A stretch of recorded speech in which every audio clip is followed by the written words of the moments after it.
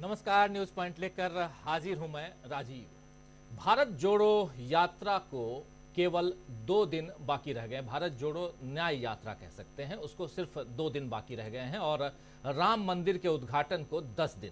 और इन 10 दिनों के दरमियान तय होगा कि देश किस दिशा में मुड़ेगा। राहुल गांधी भारत जोड़ो में इस बार न्याय की मशाल लेकर यात्रा पर निकल रहे हैं और ऐलान कर ही चुके हैं कि न्याय मिलने तक लड़ाई जारी रहेगी और इस लड़ाई में वो राजनीतिक, आर्थिक और सामाजिक अन्याय के खिलाफ आवाज उठाएंगे। वहीं बीजेपी ने भी एक तरह से जाहिर कर दिया है कि वो इस लोकसभा चुनाव को मंदिर मुद्दे पर ही लड़ेगी। शायद बीजेपी को ये अति आत्मविश्वास है कि सत्ता की दौड़ में वो तीसरी बार कांग्रेस से आगे रहेगी, लेकिन मौजूदा सियासत ये बता रही है कि सत्ता हासिल करने के लिए बीजेपी के पास खोखले पैतरों के अलावा और कुछ नहीं है। अगर सत्ता की रेस में मुद्दों के पॉइंट्स गिने जाएं तो इसमें बीजेपी कांग्रेस से काफी पीछे दिखाई देती है। आज से 10 दिन बाद राम मंदिर का उद्घाटन बीजेपी करने जा रही है और यह काम किसी धर्म गुरु के हाथों ना होकर देश के प्रधानमंत्री नरेंद्र मोदी से कराया जा रहा है। मोदी ने आज से एक विशेष अनुष्ठान भी इसके लिए शुरू कर दिया है और लोगों को सोशल मीडिया से बताया है कि भगवान ने इस काम के लिए उन्हें ही चुना है। इस तरह की बातें सुनकर यकीन ही नहीं होता है दोस्तों कि हम 21वीं सदी वाले भारत में जी रहे हैं। ऐसा लग रहा है कि बीजेपी समय का पहिया उल्टा घुमाकर देश को फिर से कर्मकांड वाले वैदिक युग में ले जाना चाहती है, जहां न्याय और अधिकार केवल शक्तिशाली लोगों के पास रहें और कमजोर लोग उनकी दया पर जिएं। खैर, मोदी क्या अनुष्ठान कर रहे हैं ये आपको बताऊंगा, लेकिन उससे पहले ये बता दूं कि राहुल गांधी ने आज फिर मोदी को जमकर सुनाया है। स्वामी विवेकानंद की आज जयंती है और इस जयंती के मौके पर राहुल गांधी ने एक ट्वीट करके देश के युवाओं के लिए खास संदेश लिखा है। इस ट्वीट में आप देखिए क्या कुछ राहुल गांधी लिख रहे हैं कि युवाओं को विचार करना ही होगा कि आखिर क्या होगी हमारे सपनों के भारत की पहचान। जीवन की गुणवत्ता या सिर्फ भावुकता, उत्तेजक नारे लगाता युवा या रोजगार प्राप्त युवा, मोहब्बत या नफरत। आज वास्तविक मुद्दों से नजरें फेरकर भावनात्मक मुद्दों का राजनीतिक दुरुपयोग किया जा रहा है, जो देश की जनता के साथ छल है। बढ़ती बेरोजगारी और महंगाई के बीच युवा और गरीब पढ़ाई, कमाई और दबाई के बोझ तले दबा चला जा रहा है और सरकार इसे अमृतकाल बताकर उत्सव मना रही है। सत्ता के अहंकार में चूर शहंशाह जमीनी हकीकत से बहुत दूर हो गया है। तो आप सुन रहे हैं, ये राहुल गांधी सांसद हैं, कांग्रेस के पूर्व अध्यक्ष हैं कांग्रेस के, और इनका ये ट्वीट। इस पोस्ट में राहुल गांधी ने मोदी का नाम नहीं लिखा है, लेकिन पिछले कुछ वक्त से आप देख रहे हैं कि राहुल गांधी मोदी के लिए शहंशाह शब्द का ही इस्तेमाल कर रहे हैं, क्योंकि सचमुच मोदी के काम किसी प्रधानमंत्री के नहीं बल्कि मनमाने राजा के दिख रहे हैं। देश में इस वक्त बेरोजगारी, अल्पसंख्यकों के लिए बढ़ती नफरत, महंगाई, प्रदूषण, जंगलों की कटाई, आदिवासियों के हक छीनना, महिलाओं पर अत्याचार, शिक्षा संस्थानों की बुरी हालत, स्वास्थ्य क्षेत्र की बदहाली, किसानों मजदूरों की दुर्दशा, ऐसे न जाने कितनी समस्याएं हैं जिन पर सत्ता पर बैठे लोगों को ध्यान देने की जरूरत है। लेकिन ऐसा लग रहा है कि मोदी का सारा ध्यान इस वक्त केवल राम मंदिर पर है, उन्हें कुछ और दिखाई या सुनाई नहीं दे रहा है। इसीलिए लोगों को उनके हाल पर छोड़कर मोदी अब विशेष अनुष्ठान में लग गए हैं। मोदी ने आज सोशल मीडिया पर लिखा है कि मेरा सौभाग्य है कि मैं भी इस शुभ अवसर पर साक्षी बनूंगा। प्रभु ने मुझे प्राण प्रतिष्ठा के दौरान सभी भारतवासियों का प्रतिनिधित्व करने का निमित्त बनाया है। उन्होंने कहा है कि इसी बात को ध्यान में रखते हुए वो 11 दिनों का एक विशेष अनुष्ठान शुरू कर रहे हैं। इधर मोदी जिस अवसर को शुभ बता रहे हैं दोस्तों, उसका चारों शंकराचार्यों समेत कई धर्म गुरुओं ने विरोध किया है और राम मंदिर उद्घाटन में न जाने क्या कुछ और आगे हो, लेकिन इन चारों शंकराचार्यों और बहुत सारे अलग अलग धर्म गुरुओं ने न जाने का फैसला किया है इस राम मंदिर के उद्घाटन में। ये तो आप जानते ही हैं। आपको यह भी याद दिला दूं दोस्तों कि सोनिया गांधी, मल्लिकार्जुन खड़गे, सीताराम येचुरी, ममता बनर्जी, अखिलेश यादव जैसे इंडिया के नेताओं ने मंदिर उद्घाटन में न जाने का फैसला लिया है, जिस पर आज बीजेपी ने उन्हें सनातन विरोधी ठहराते हुए एक पोस्टर जारी कर दिया है। उस पोस्टर को भी जरा स्क्रीन पर ले आइए। बीजेपी ने एक्स पर यानी ट्विटर पर शेयर किए गए इस पोस्टर के साथ लिखा है, पहचानिए, राम मंदिर प्राण प्रतिष्ठा समारोह के न्योते को ठुकराने वाले सनातन विरोधियों के चेहरे। ये आप देख लीजिए, ये बीजेपी का ट्वीट है और इसमें लिख रहे हैं, पहचानिए राम मंदिर के न्योते को ठुकराने वाले चेहरे, सनातन विरोधी इंडी गठबंधन। ये बीजेपी का पोस्टर है। इस कदम से बीजेपी ने जाहिर कर दिया है कि उसके लिए राम मंदिर उद्घाटन एक बड़ा राजनीतिक स्टंट है और इसमें वो किसी भी तरह अपने विरोधियों को नीचा दिखाना चाहती है। लेकिन इंडिया के जो दल हैं उसकी एकजुटता से बीजेपी के सारे स्टंट बेकार होते जा रहे हैं। और इसी मसले पर आज कांग्रेस ने सुबह एक बड़ी प्रेस कॉन्फ्रेंस की। उस प्रेस कॉन्फ्रेंस में 2 वरिष्ठ नेता इनके थे, मीडिया विंग के, पवन खेड़ा और सुप्रिया श्रीनेत ने क्या कुछ कहा है, कैसे यहां एक तरफ तो पोस्टर बीजेपी जारी कर रही है लेकिन कांग्रेस कह रही है कि ये सनातन विरोधी है पार्टी बीजेपी और हिंदुओं को दो फाड़ या सनातनों में दो फाड़ कर दी है बीजेपी ने। जरा सुन लेते हैं सुप्रिया श्रीनेत को। अंतिम बात एक यही कहना चाहती हूं, यहां पर भाजपा ने इस देश को बहुत तरीके से बांटा। भाजपा ने जाति में, भाजपा ने लैंग्वेज पर, बोलने पर, आप किसकी पूजा करते हैं, कौन सी वेशभूषा पहनते हैं, हर तरह से बांटने का प्रयास किया। लेकिन पहली बार भाजपा ने सनातन धर्म को ही संप्रदायों में बांट दिया। कुछ जो वक्तव्य भाजपा के और उनके लोगों के अयोध्या से आ रहे हैं, सुन लीजिए तो लगेगा सनातन धर्म को संप्रदाय में बांटने का काम भारतीय जनता पार्टी ने किया है। कांग्रेस पार्टी व्यक्तिगत आस्था को सर्वोपरि मानती है। कांग्रेस पार्टी ने हमेशा कहा है और हम हमेशा मंदिर, मस्जिद, गुरुद्वारे, जैसा कि पवन जी ने यहां पे कहा, गिरजाघर गए हैं और आगे भी आस्था के अनुसार जाते रहेंगे। आपकी जानकारी के लिए बता दूं, उत्तर प्रदेश कांग्रेस कमेटी 15 तारीख को सारी कमेटी, वहां के तमाम नेता जनरल सेक्रेटरी इंचार्ज के साथ अयोध्या दर्शन के लिए जा रहे हैं। तो किसी पर कोई पाबंदी नहीं है। यह व्यक्तिगत इनविटेशन आया था क्योंकि वहां पर इतना विभत्स राजनीतिकरण देखा गया। हमने 22 तारीख को जाने से इनकार किया। हम सबको स्वतंत्रता है, अगर मैं और पवन जी भी जाना चाहे हमें पूरी स्वतंत्रता है जो पार्टी को है। हम में से कोई कभी भी जा सकता है। तो इसका जो विभत्स रूप दिया जा रहा है, जो आक्रोश है, उस आक्रोश पर 2-4 शोज ये भी होने चाहिए कि हमारे शंकराचार्य इसका बहिष्कार क्यों कर रहे हैं, क्योंकि शंकराचार्य का अपमान हिंदू धर्म के अनुयायियों का अपमान है। तो सुन रहे थे आप यहां सुप्रिया श्रीनेत को, शंकराचार्य आखिर क्यों इसका बहिष्कार कर रहे हैं और शंकराचार्यों का अपमान हिंदू धर्म का अपमान है और कैसे इन्होंने हिंदू धर्म में ही, यानी कि ये जो सनातन धर्म है, सनातन धर्म को ही संप्रदायों में बांट दिया है। ये आरोप लगा रही हैं, बहुत बड़ा आरोप है, छोटा मोटा आरोप नहीं है। और बीजेपी के ऊपर आखिर हो भी क्यों नहीं, क्योंकि जब धर्म की राजनीति हो रही है तो यहां कांग्रेस क्यों चुप बैठेगी। और दूसरी तरफ आपने देख लिया कि बीजेपी ने जो पोस्टर जारी करके बताया है कि जरा उस पोस्टर को फिर से ले आइए, बीजेपी के उस पोस्टर को। और पोस्टर में बीजेपी ने जो कुछ बताया उसमें साफ साफ कहा है, देखिए, कि पहचानिए राम मंदिर के न्योते को ठुकराने वाले चेहरे, सनातन विरोधी इंडी गठबंधन। यह साफ साफ यहां कहीं ना कहीं यह बताने की कोशिश है कि इंडिया गठबंधन के लोग यहां नहीं जा रहे हैं तो बहुत बड़ा अपराध कर रहे हैं। इधर राहुल गांधी भी अपनी न्याय यात्रा को लेकर बीजेपी में जैसी बेचैनी, उनकी जो यात्रा है उसको लेकर आगे निकल रहे हैं, तो बीजेपी में अलग बेचैनी है। वो भी यही बता रही है कि खुद बीजेपी को ही यकीन नहीं है कि वो राम मंदिर के मुद्दे पर जीत हासिल करेगी, क्योंकि धर्म के नाम पर जो भी सियासी तमाशा बीजेपी ने खड़ा किया है उसमें अब वो खुद एक तमाशा बनकर रह गई है। न्याय यात्रा को पहले मणिपुर से रोकने की कोशिश हुई और अब असम की राजधानी गुवाहाटी से इस यात्रा को नहीं निकलने दिया जा रहा है, ऐसी खबरें आ रही हैं। कांग्रेस पार्टी ने 2 रात वहां ठहरने की, अलग अलग जगहों पर ठहरने के लिए अनुमति मांगी थी। अनुमति पहले दे दी गई, लेकिन उसके बाद फिर वहां हिमंता विश्व शर्मा सरकार ने ये बताया कि अब हम अनुमति नहीं देंगे। चलिए जो भी हो, वो तो अब यात्रा निकल रही है मणिपुर से। आगे यात्रा कहां तक पहुंचती है, कैसे पहुंचती है, विघ्न बाधाएं आती रहेंगी और शायद राहुल गांधी आगे बढ़ते रहेंगे। और एक ये कारवां जो है, ये शायद, इसलिए शायद कह रहा हूं क्योंकि दक्षिण से उत्तर तक आपने देखा था कि ये यात्रा बहुत ही शानदार तरीके से निकली थी और पहुंची भी थी अपने मंजिल तक, और वैसे ही शायद अपनी मंजिल तक फिर से पहुंचे ये यात्रा।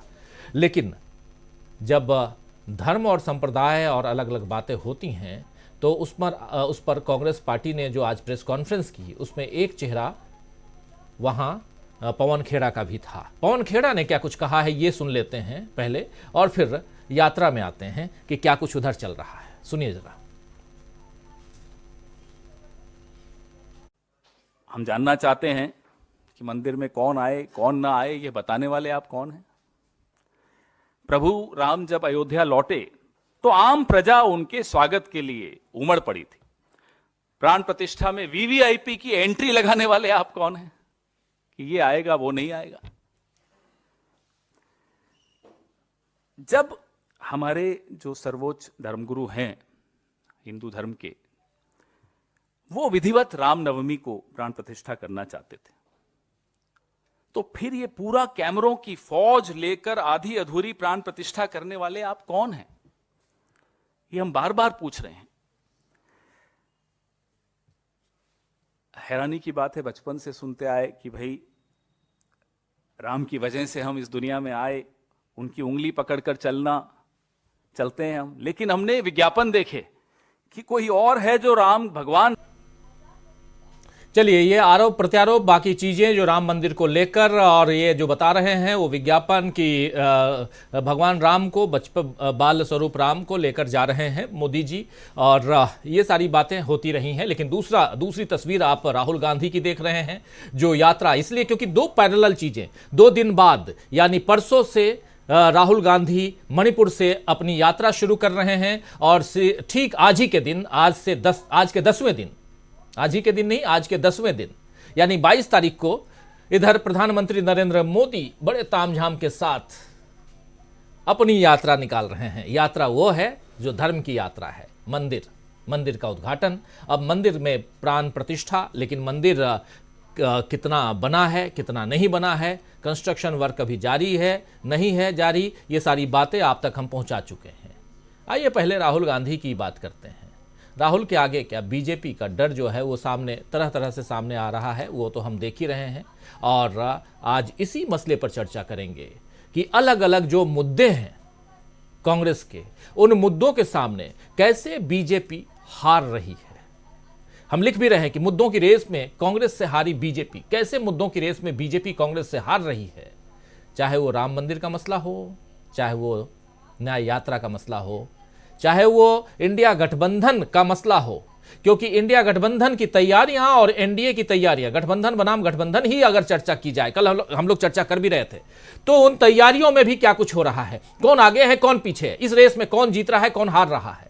हम तो साफ साफ लिख रहे हैं एक प्रश्नवाचक चिन्ह एक्सक्लामेशन के साथ, एक्सक्लामेटरी वर्ड के साथ में, सेंटेंस के साथ में। आप देख रहे हैं कि मुद्दों की रेस में कांग्रेस से हारी बीजेपी कैसे हार रही है। चलिए उसी पर चर्चा करते हैं। हमारे साथ कुछ वरिष्ठ साथी जुड़े हुए हैं, उन सबसे आपका पहले परिचय करवाता हूं और आगे बढ़ते हैं। इस वक्त हमारे साथ 4 वरिष्ठ साथी जुड़े हुए हैं।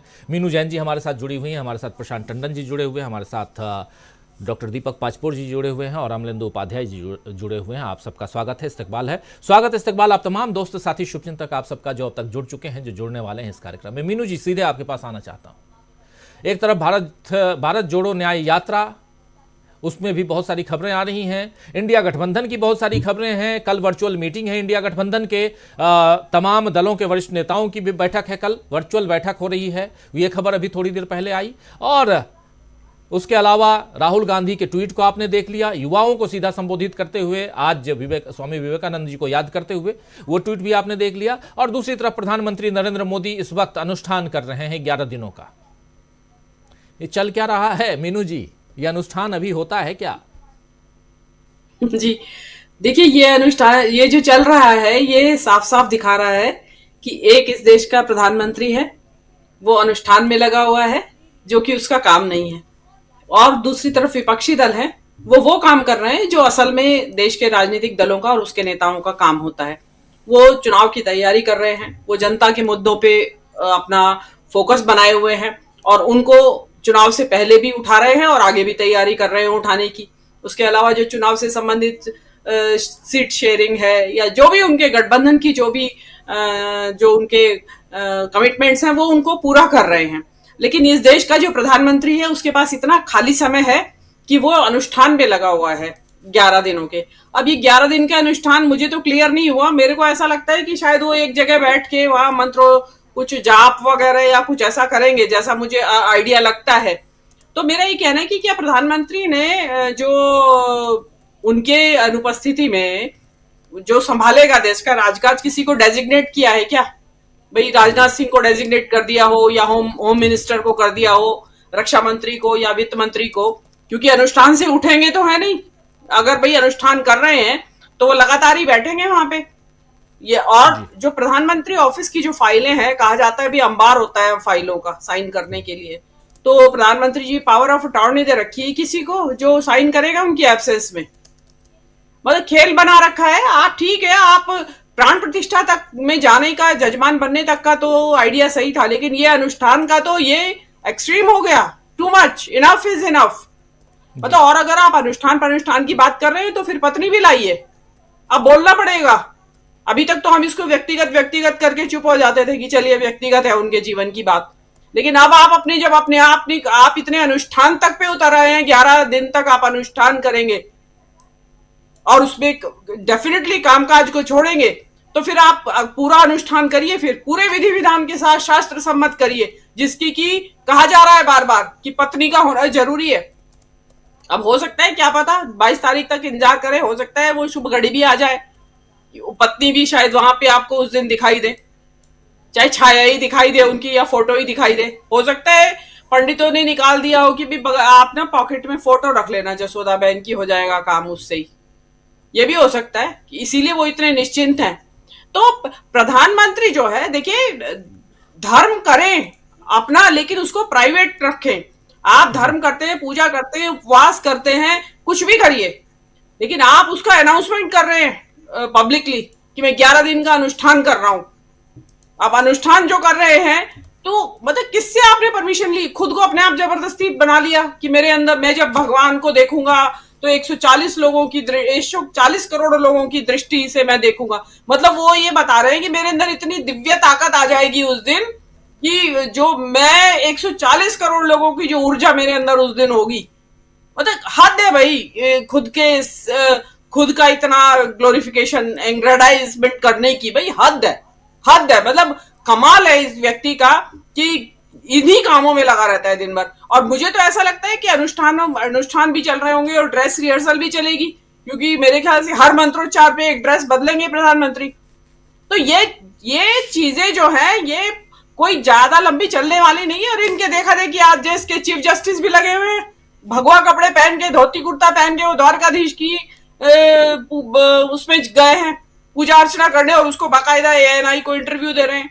मतलब सारे कुएं में भांग पड़ गई है राजीव जी।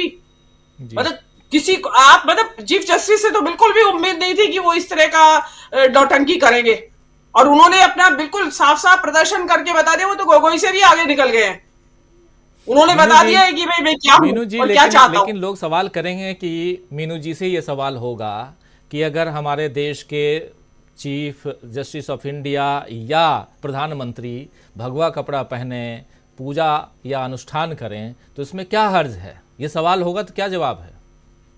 नहीं तो उसमें आप न्यूज एजेंसी को क्यों ले जा रहे हैं साथ, और फिर उसको इंटरव्यू दे रहे हैं फुल फ्लेजेड, और आप उसके बाद बता रहे हैं कि द्वारकाधीश के मंदिर के ऊपर जो झंडा लगा हुआ है उसका क्या मतलब है, और गांधी जी से जोड़ रहे हैं उसको कि जैसे गांधी जी निकले थे देखने के लिए, ऐसे मैं निकला हुआ हूं देश को देखने के लिए।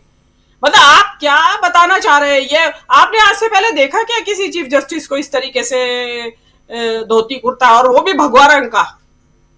मतलब भगवा रंग साधुओं का रंग देखा था आज तक हमने, साधु पहनते हैं, लेकिन जो चीफ जस्टिस जिस तरीके से वो, क्योंकि क्योंकि उन्होंने देख लिया है कि भाई अब यही रास्ता है मुक्ति का, कि आप उसमें आप भूल जाइए आप चीफ जस्टिस है या कौन है। और प्रधानमंत्री जी उनकी तारीफ कर रहे हैं उसके उस जेस्चर की कि भाई आप गए और आपने बताया, और वहां पे वो गुजराती में भी बोल के दिखा रहे थे राजकोट में, वहां किसी चैम्बर का उद्घाटन करने गए थे, तो बता रहे थे कि मैं गुजराती प्रेम भी है भाई मेरे अंदर, सब है क्वालिफिकेशंस, तो मेरी कुर्सी तैयार रखना। तो उन्होंने अभी, वो सबसे ज्यादा चतुर निकले, उन्होंने सबसे पहले ही अपनी रिजर्वेशन करवा लिया चीफ जस्टिस ने। तो इस देश का लोकतंत्र जो है राजीव जी, वो तो आप ये समझ लीजिए कि अंतिम सांसें गिन रहा है बिल्कुल। और 2024 तक क्या होगा वो, इसका रिजल्ट जो ये हो रहा है इस देश के अंदर, वो आपके बिल्कुल सामने आ जाएगा। मतलब देश का प्रधानमंत्री अनुष्ठान में लगा हुआ, उसको ये चिंता नहीं है कि आंकड़े जारी हुए हैं कि युवाओं की बेरोजगारी दर 40% से ऊपर बताई जा रही है, और वो 11 दिन के अनुष्ठान में लगे हुए हैं। मतलब उनको इस चीज की चिंता नहीं, उनको मालूम है कि मुझे क्या करना है। अंत में वो 5 किलो राशन या कुछ 1000-2000 रुपए का मंथली बांध देंगे उनका, या बाई एनुअल बांध देंगे, जो भी कुछ बांधेंगे, कुछ भी करके, और लोग चुप, क्योंकि लोगों को मालूम है कि उनको वहां लगा देंगे ना, कांवड़ उठाने में लगा देंगे, या झंडे लगाने पे या हनुमान चालीसा पढ़ने में उनकी ड्यूटी लगा दी जाएगी। मुझे तो ऐसा लगता है उसके भी पैसे पेमेंट मिलता होगा इन लोगों को। तो बिल्कुल। जो जो प्रधानमंत्री का काम है राजीव जी, वो प्रधानमंत्री वो काम नहीं कर रहे हैं। और आप और क्या कर रहे थे आप? जो ये विपक्ष का जो आपने पोस्टर दिखाया कि इन्होंने जारी किया कि देखिए ये है रामद्रोही जो वहां नहीं जा रहे हैं, मतलब जैसे पुलिस थाने में लगा रहता है, पोस्टर लगे रहते हैं कि ये है अपराधी, ये है इनामी बदमाश, ये है इनामी चोर डकैत, फरार लोगों की तस्वीरें लगी रहती हैं जैसे। मतलब आपने उनको अपराधी घोषित कर दिया है देश के नेताओं को, जो विपक्ष पार्टी के बड़े बड़े नेता हैं, मुख्यमंत्री हैं अपने राज्यों में, अपने जो भूतपूर्व मुख्यमंत्री हैं, प्रदेश अध्यक्ष है, राष्ट्रीय अध्यक्ष है पार्टियों के, राष्ट्रीय पार्टियों के। आप मतलब हिम्मत देखिए, उनकी हिमाकत देखिए। मानहानि का मुकदमा दायर करना चाहिए इनको कि क्या तरीका है ये, हम क्या अपराधी, क्या है, हम कौन है, क्या डकैती ये होगी, क्या हत्या कर दी है हमने जो आपने इस तरीके के ये पोस्टर जारी कर दिया हमारे नाम से। मतलब शर्म आनी चाहिए।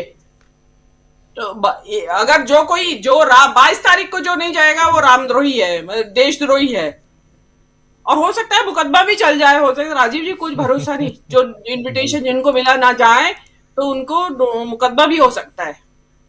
जी पोस्टर तो जारी कर ही दी है बीजेपी ने, पोस्टर जारी करके और बता रहे हैं कि पहचानिए राम मंदिर प्रतिष्ठा समारोह के न्योते को ठुकराने वाले सनातन विरोधियों के चेहरे। इंडिया गठबंधन के कुछ नेता जो नहीं जा रहे हैं और ये विरोधी हैं, कैसे हैं सनातन विरोधी, उसके चेहरे पहचानिए। ये पोस्टर जारी करते हुए बीजेपी ने जो लिखा है वो हम आप तक पहुंचा चुके हैं। और सबसे महत्वपूर्ण बात कि एक तरफ राम मंदिर, दूसरी तरफ राहुल गांधी की भारत जोड़ो न्याय यात्रा परसों से शुरू हो रही है मणिपुर में, और हमारी टीम कल से मणिपुर में रहेगी और कल शाम से हम लगातार कवरेज आपके सामने पहुंचाएंगे कि क्या कुछ हो रहा है मणिपुर में, अगर इंटरनेट की सेवाएं वहां बहाल रहें तो। नहीं तो ये भी एक बड़ा सवाल है कि इंटरनेट की सेवा वहां बहाल होगी कि नहीं। हालांकि कह तो रहे हैं कि इंटरनेट अभी वहां है और इंटरनेट की उपलब्धता है, तो फिर आप तक हम पहुंचाएंगे पल पल की रिपोर्ट, क्या कुछ चल रहा है। 14 तारीख को यानी परसों मणिपुर से भारत जोड़ो न्याय यात्रा की शुरुआत हो रही है और वो मणिपुर से आगे बढ़ेगी नागालैंड, उसके बाद अरुणाचल प्रदेश, मेघालय, असम, तमाम अलग अलग राज्यों में। और पूर्वोत्तर के जो राज्य हैं ये बहुत इंपॉर्टेंट है, बहुत ही महत्वपूर्ण है। इसके बाद चुनाव पर क्या असर पड़ता है, लेकिन उससे पहले देश की जो आर्थिक, राजनीतिक और सामाजिक परिस्थिति को बदलने की कोशिश कर रहे हैं राहुल गांधी इस न्याय यात्रा के जरिए, उसमें क्या कुछ आता है ये सब कुछ देखना होगा। और उत्साह बहुत ज़्यादा है, कांग्रेस में साफ दिखाई दे रहा है। और दूसरी तरफ तैयारियां जोर शोर से चल रही हैं और एक तीसरी तैयारी चल रही है जो इंडिया गठबंधन की और सीट शेयरिंग को लेकर, सीटों के बंटवारे को लेकर। इस वक्त जब हम ये कार्यक्रम कर रहे हैं तो यहाँ दिल्ली में कांग्रेस और आम आदमी पार्टी के बीच बैठक चल रही है, फाइनल बैठक है आज। और कहा जा रहा है कि अभी से 2 घंटे बाद जब ये उठेंगे या 1 घंटे बाद जब भी बैठक खत्म होगी तो शायद आगे बैठने की ज़रूरत नहीं हो, इसी ढंग की मीटिंग के साथ में, ऐसे ही विचार के साथ में बैठे हैं लोग। आना चाहता हूं प्रशांत टंडन जी आपके पास, सीधा समझना चाहता हूं आपसे कि भारत जोड़ो यात्रा, सीटों का बंटवारा, मुद्दे इतने हैं जिसमें राहुल गांधी या कांग्रेस पार्टी आगे निकलते हुए दिखाई देती है, कांग्रेस पार्टी खासकर। और हर मुद्दे, चाहे वो बेरोजगारी का मुद्दा हो, कितने पहले गिना चुका हूं, आप भी अच्छी तरह से जानते हैं। और उसमें क्या एक सिर्फ और सिर्फ इस वक्त राममय इस देश को कर देना, देश नहीं बल्कि उत्तर भारत को कर देना, क्या इससे लगता है कि आने वाला चुनाव बीजेपी के लिए बहुत आसान होगा? देखिए, पहले से भी राजीव जी चर्चा में कर रहा हूँ इस बात की कि बीजेपी ने बड़ा रिस्क लिया है, लेकिन उस पर मैं आता हूँ। पहले तो जो मुद्दों की बात आप कर रहे हैं जी, देखिए, बहुत बड़ा देश है भारत, और इसमें हमारे तो राज्य इतने हैं कि जिसमें कि यूरोप के कई देश समा जाएं एक एक राज्य में। इतनी भाषाएं, इतनी गरीबी, अशिक्षा, स्वास्थ्य, शिक्षा, रोजगार, इंफ्रास्ट्रक्चर डेवलपमेंट, इकोनॉमी, दुनिया भर की समस्याएं, प्राकृतिक आपदाएं, जी और इन सब के लिए एक बड़ी व्यापक समझ और सलूशन चाहिए, और उन समाधान का तरीका लोकतांत्रिक होगा। और इसीलिए चुनाव होते हैं, और चुनाव में वो मुद्दे आते हैं कि नए कानून, नई नीतियां, नई योजनाएं बनती हैं, और इस तरीके से देश समाज आगे बढ़ता है। और कैसे लोकतांत्रिक संस्थाएं जो है वो काम करें। और आप देखिए पिछले कुछ वर्षों में सब कुछ पीछे गया है। अभी मीनू जी बता रहे थे बेरोजगारी की दर, बेरोजगारी, शिक्षा, स्वास्थ्य, किसी भी क्षेत्र में आप देखिएगा, जी आपको दिखाई देगा कि हम पहले से पीछे जा रहे हैं। हमारे देश में इतना बड़ा एक युवा वर्ग है जो पढ़ा लिखा है, जिसके पास स्किल है, लेकिन उसके लिए हमारे पास रोजगार नहीं है।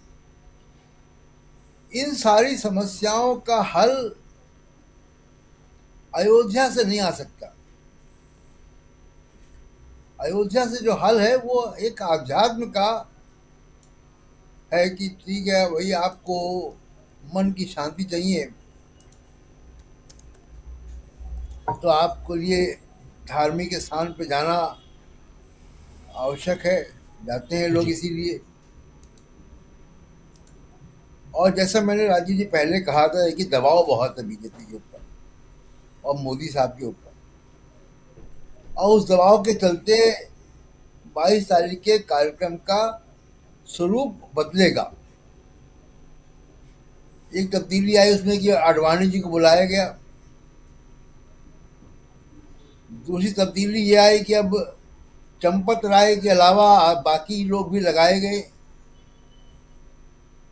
तीसरी तब्दीली अब आप बता रहे हैं कि जी अनुष्ठान होगा कोई, वो अभी से चालू हो जाएगा अनुष्ठान। वो मोदी जी कर रहे हैं, वही उन्होंने ही घोषणा की है। हाँ, तो ये सारी तब्दीलियां वहां हो रही हैं, लेकिन दबाव इतना ज्यादा है। कांग्रेस का दबाव नहीं है, दबाव धार्मिक जो लोग हैं, शंकराचार्य, उनकी तरफ से दबाव है। और उस दबाव के चलते जो है आप देखिएगा कि इसका स्वरूप बदलेगा। ये जो मोदी जी अपने आप को सुपर शंकराचार्य या किसी किस्म का अवतार घोषित करने का जी और उसी के सहारे चुनाव में जाने का, ये बड़ा रिस्की मामला है। और मोदी साहब खुद भी जानते हैं, इसलिए 2014-19 में, 14-19 दोनों में वो अयोध्या नहीं गए प्रचार करने। आसपास रहे लेकिन अयोध्या नहीं गए। जी तो एक तो ये बात। दूसरी चीज है कि देखिए जब 22 तारीख को वो जाएंगे तो भारत जोड़ो यात्रा एक हफ्ते की हो चुकी होगी, और उसका असर भी दिखना शुरू हो जाएगा। और इसका एक लिमिटेड भौगोलिक इम्पैक्ट है, जी उसके ज्यादा कुछ नहीं है। तो क्योंकि अब बीजेपी इसमें राजनीति कर रही है, और राजनीति के हिसाब से ही इसका हम आकलन करेंगे। मैं इसका आकलन सिर्फ विशुद्ध राजनीति के हिसाब से करूंगा कि क्या राम मंदिर के इस अनुष्ठान से बीजेपी को 37% से ऊपर वोट शेयर आने जा रहा है। तो मेरा आकलन अभी होगा कि नहीं आने जा रहा, और हो सकता है कि ये वोट शेयर घट जाए इस बार, जी क्योंकि तमाम जगहों पे जहाँ पे पिछली बार पुलवामा का वोट मिल गया था, वो वोट इस बार नहीं मिलेगा।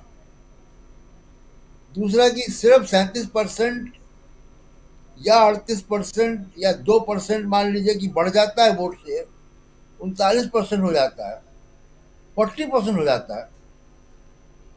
क्या ये 40% वोट शेयर काफी होगा बीजेपी को तीसरी बार, मोदी साहब को तीसरी बार सत्ता में लाने के लिए? मेरा उत्तर होगा कि नहीं होगा। जी इसलिए क्योंकि इस बार ऑपोजिशन यूनिटी इंडेक्स इस 40% से ज्यादा बड़ा है।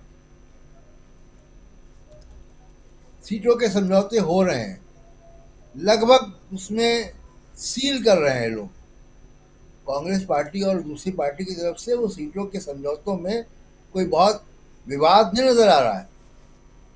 सारी पार्टियां बहुत परिपक्वता से अपने अपने इंटरेस्ट को प्रोटेक्ट करते हुए, जाहिर सी बात है कि वो अपने हितों को करेंगे। जैसे मान लीजिए कि साउथ बॉम्बे की सीट में एग्जाम्पल देता हूँ, अभी फैसला नहीं हुआ है। शिवसेना लगातार 2 बार से जीत रही है साउथ जी। बॉम्बे की सीट। कांग्रेस के मिलिंद देवरा या उनके पिताजी मुरली देवरा साउथ बॉम्बे से आते रहे थे, लगातार जीत के। तो ये सीट कांग्रेस भी चाहती है कि मिलिंद देवरा को दे दी जाए। शिवसेना 2 बार जीत चुकी है, उसका लेजिटिमेट क्लेम है। इस तरीके कुछ सीटें होंगी जहां विवाद होगा, जहां कुछ गिव एंड टेक होगा, लेकिन 90% सीटें लॉक हो गई हैं। और जी चुनाव इन्हीं सब चीजों से लड़ा जाता है। एक मुद्दे पर चुनाव कभी भी नहीं लड़ा जाता। एक मुद्दे पर अगर वो मुद्दा नहीं चला तो फिर आप कह लीजिए कि पूरा चुनाव जो है वो, इसलिए बार बार कह रहा हूं राजीव जी कि इस आयोजन का स्वरूप बदलेगा। 22 तारीख तक जैसा स्वरूप दिख रहा है वैसा नहीं होगा। जी आज अगर बीजेपी ने दबाव में कांग्रेस के लोगों की तस्वीरें जारी की हैं, ये कहते हुए कि रामद्रोही हैं, इसका मतलब है कि ये दबाव है उनके ऊपर। जी ये कॉन्फिडेंस नहीं दिखा रहा है, ये दबाव दिखा रहा है। दबाव है तो बिल्कुल। उस दबाव का नतीजा जो है वो अभी आपको और दिखाई देगा कि ये स्वरूप बदलेगा इस कार्यक्रम का। और दूसरी बात कि फरवरी तक, यानी चुनाव के पहले पहले आप देखिएगा कि बीजेपी को किसी और बड़े मुद्दे की तलाश होगी, और वो हमको अभी दिखाई दे जाएगा राम मंदिर के इस आयोजन के 10 दिन बाद कि बीजेपी अगला बड़ा मुद्दा क्या उठाने जा रही है। क्या ऐसी चुनाव लड़ेगी कि अगला कोई और मुद्दा लाएंगे? मेरी समझ ये कह रही है कि सिर्फ राम मंदिर चुनाव बीजेपी नहीं जाएगी। बिल्कुल, सिर्फ राम मंदिर पे ये हम लगातार बात कर रहे हैं। प्रशांत टंडन जी लगातार ये बात कह भी रहे हैं कि शायद ये मुद्दे बदल लें। हम मुद्दों की रेस की बात कर रहे हैं, मुद्दों के रेस में कौन आगे है कौन पीछे है, लेकिन इस वक्त जब हम चर्चा कर रहे हैं, कई अलग अलग मुद्दों को लाकर रख रहे हैं, तो हम देखते हैं कि कांग्रेस काफी आगे है बीजेपी के आगे। इसलिए हम लिख भी रहे हैं कि कांग्रेस से हारी बीजेपी। मुद्दों के रेस में कैसे कांग्रेस से बीजेपी हार रही है, और क्या 2024 में इन्हीं मुद्दों के कारण बीजेपी सत्ता से बाहर हो जाएगी, एक बड़ा सवाल है इस वक्त के लिए। लेकिन कुछ भी संभव है, असंभव कुछ भी नहीं है। दूसरी तरफ आप देख रहे हैं कि राहुल गांधी न्याय यात्रा लेकर चल रहे हैं। और तीसरी बात जो लगातार हम चर्चा जिस पे कर रहे हैं वो है इंडिया गठबंधन की मजबूती की। इंडिया गठबंधन की एक बैठक अभी चल रही है आम आदमी पार्टी और कांग्रेस पार्टी के साथ में, और दोनों के बीच आज सीट शेयरिंग के लिए फाइनल मीटिंग है। इसके अलावा एक बैठक लगातार और भी होने वाली है आने वाले समय में। उत्तर प्रदेश को लेकर अखिलेश यादव ने अपनी 5 सदस्यीय टीम बना ली है, लेकिन यह भी माना जा रहा है कि कांग्रेस पार्टी अखिलेश यादव से मुलाकात और बात सीटों के बंटवारे को लेकर करने से पहले मायावती से बात करना चाहती है कांग्रेस पार्टी। जरा आना चाहता हूं अमलेंदु उपाध्याय जी, क्या कुछ खबरें हैं इस पे? अगर कोई इंपॉर्टेंट पहलू इसमें है तो जरा जोड़ने की कोशिश कीजिए। और मायावती जी का आना, इस पर भी बहुत चर्चा हो रही है। 15 तारीख को मायावती जी का जन्मदिन है और शायद यह भी कहा जा रहा है कि उस दिन हो सकता है कि वो घोषणा कर दें कि हमारी पार्टी शामिल हो रही है इंडिया गठबंधन में। लेकिन दूसरी इंपॉर्टेंट बात कि अखिलेश यादव ने भी कमर कस ली है और वो भी अब सीटों के बंटवारे को लेकर कांग्रेस के साथ बैठने के लिए तैयार हैं। क्या कुछ है अपडेट अमलेंदु जी? देखिए राजीव जी, मुझे लगता है कि जो अभी तक सूचनाएं हैं उसके मुताबिक तो यही है कि शायद अखिलेश यादव भी तैयार हैं और जिद छोड़ चुके हैं जो उनकी जिद थी, क्योंकि ये चीज समझ में आ गई है कि अब बड़ा गठबंधन जो है वो चाहिए और भारतीय जनता पार्टी को हराना जो है वो पहला लक्ष्य है। तो इसलिए सीटों के बंटवारे को लेकर के जो बातें थी, मुझे लगता है वो शायद अंदर अंदर सब चीजें तय हो चुकी हैं और केवल उन पर फाइनल मोहर लगना जो है वो बाकी रह गया है। उसमें बीएसपी भी शायद शामिल है। अब 15 जनवरी को घोषणा होती है कि नहीं होती ये अभी नहीं कह सकते। हो सकता है 15 जनवरी की घोषणा हो या केवल ये घोषणा हो कि जिस तरीके से बहन जी की अपनी एक रणनीति रहती है कि ये सबको एंड टाइम तक जो है वो चौंकाने वाला, तो कुछ संभाल के रखें, या अपने जन्मदिन पे जो है कोई घोषणा कर दें, सिर्फ इशारे दे दें जैसे अभी तक वो इशारे देती रही हैं। तो ये सब कुछ हो सकता है। लेकिन मुझे लगता है कि उत्तर प्रदेश में भी मामला जो है लॉक है एक तरीके से, और ये समझदारी की बात होगी अगर सपा बसपा कांग्रेस और आरएलडी ये सब मिलकर के अगर चुनाव में जाते हैं तो भारतीय जनता पार्टी के लिए बहुत ज्यादा परेशानियां उत्तर प्रदेश में पैदा हो जाएंगी।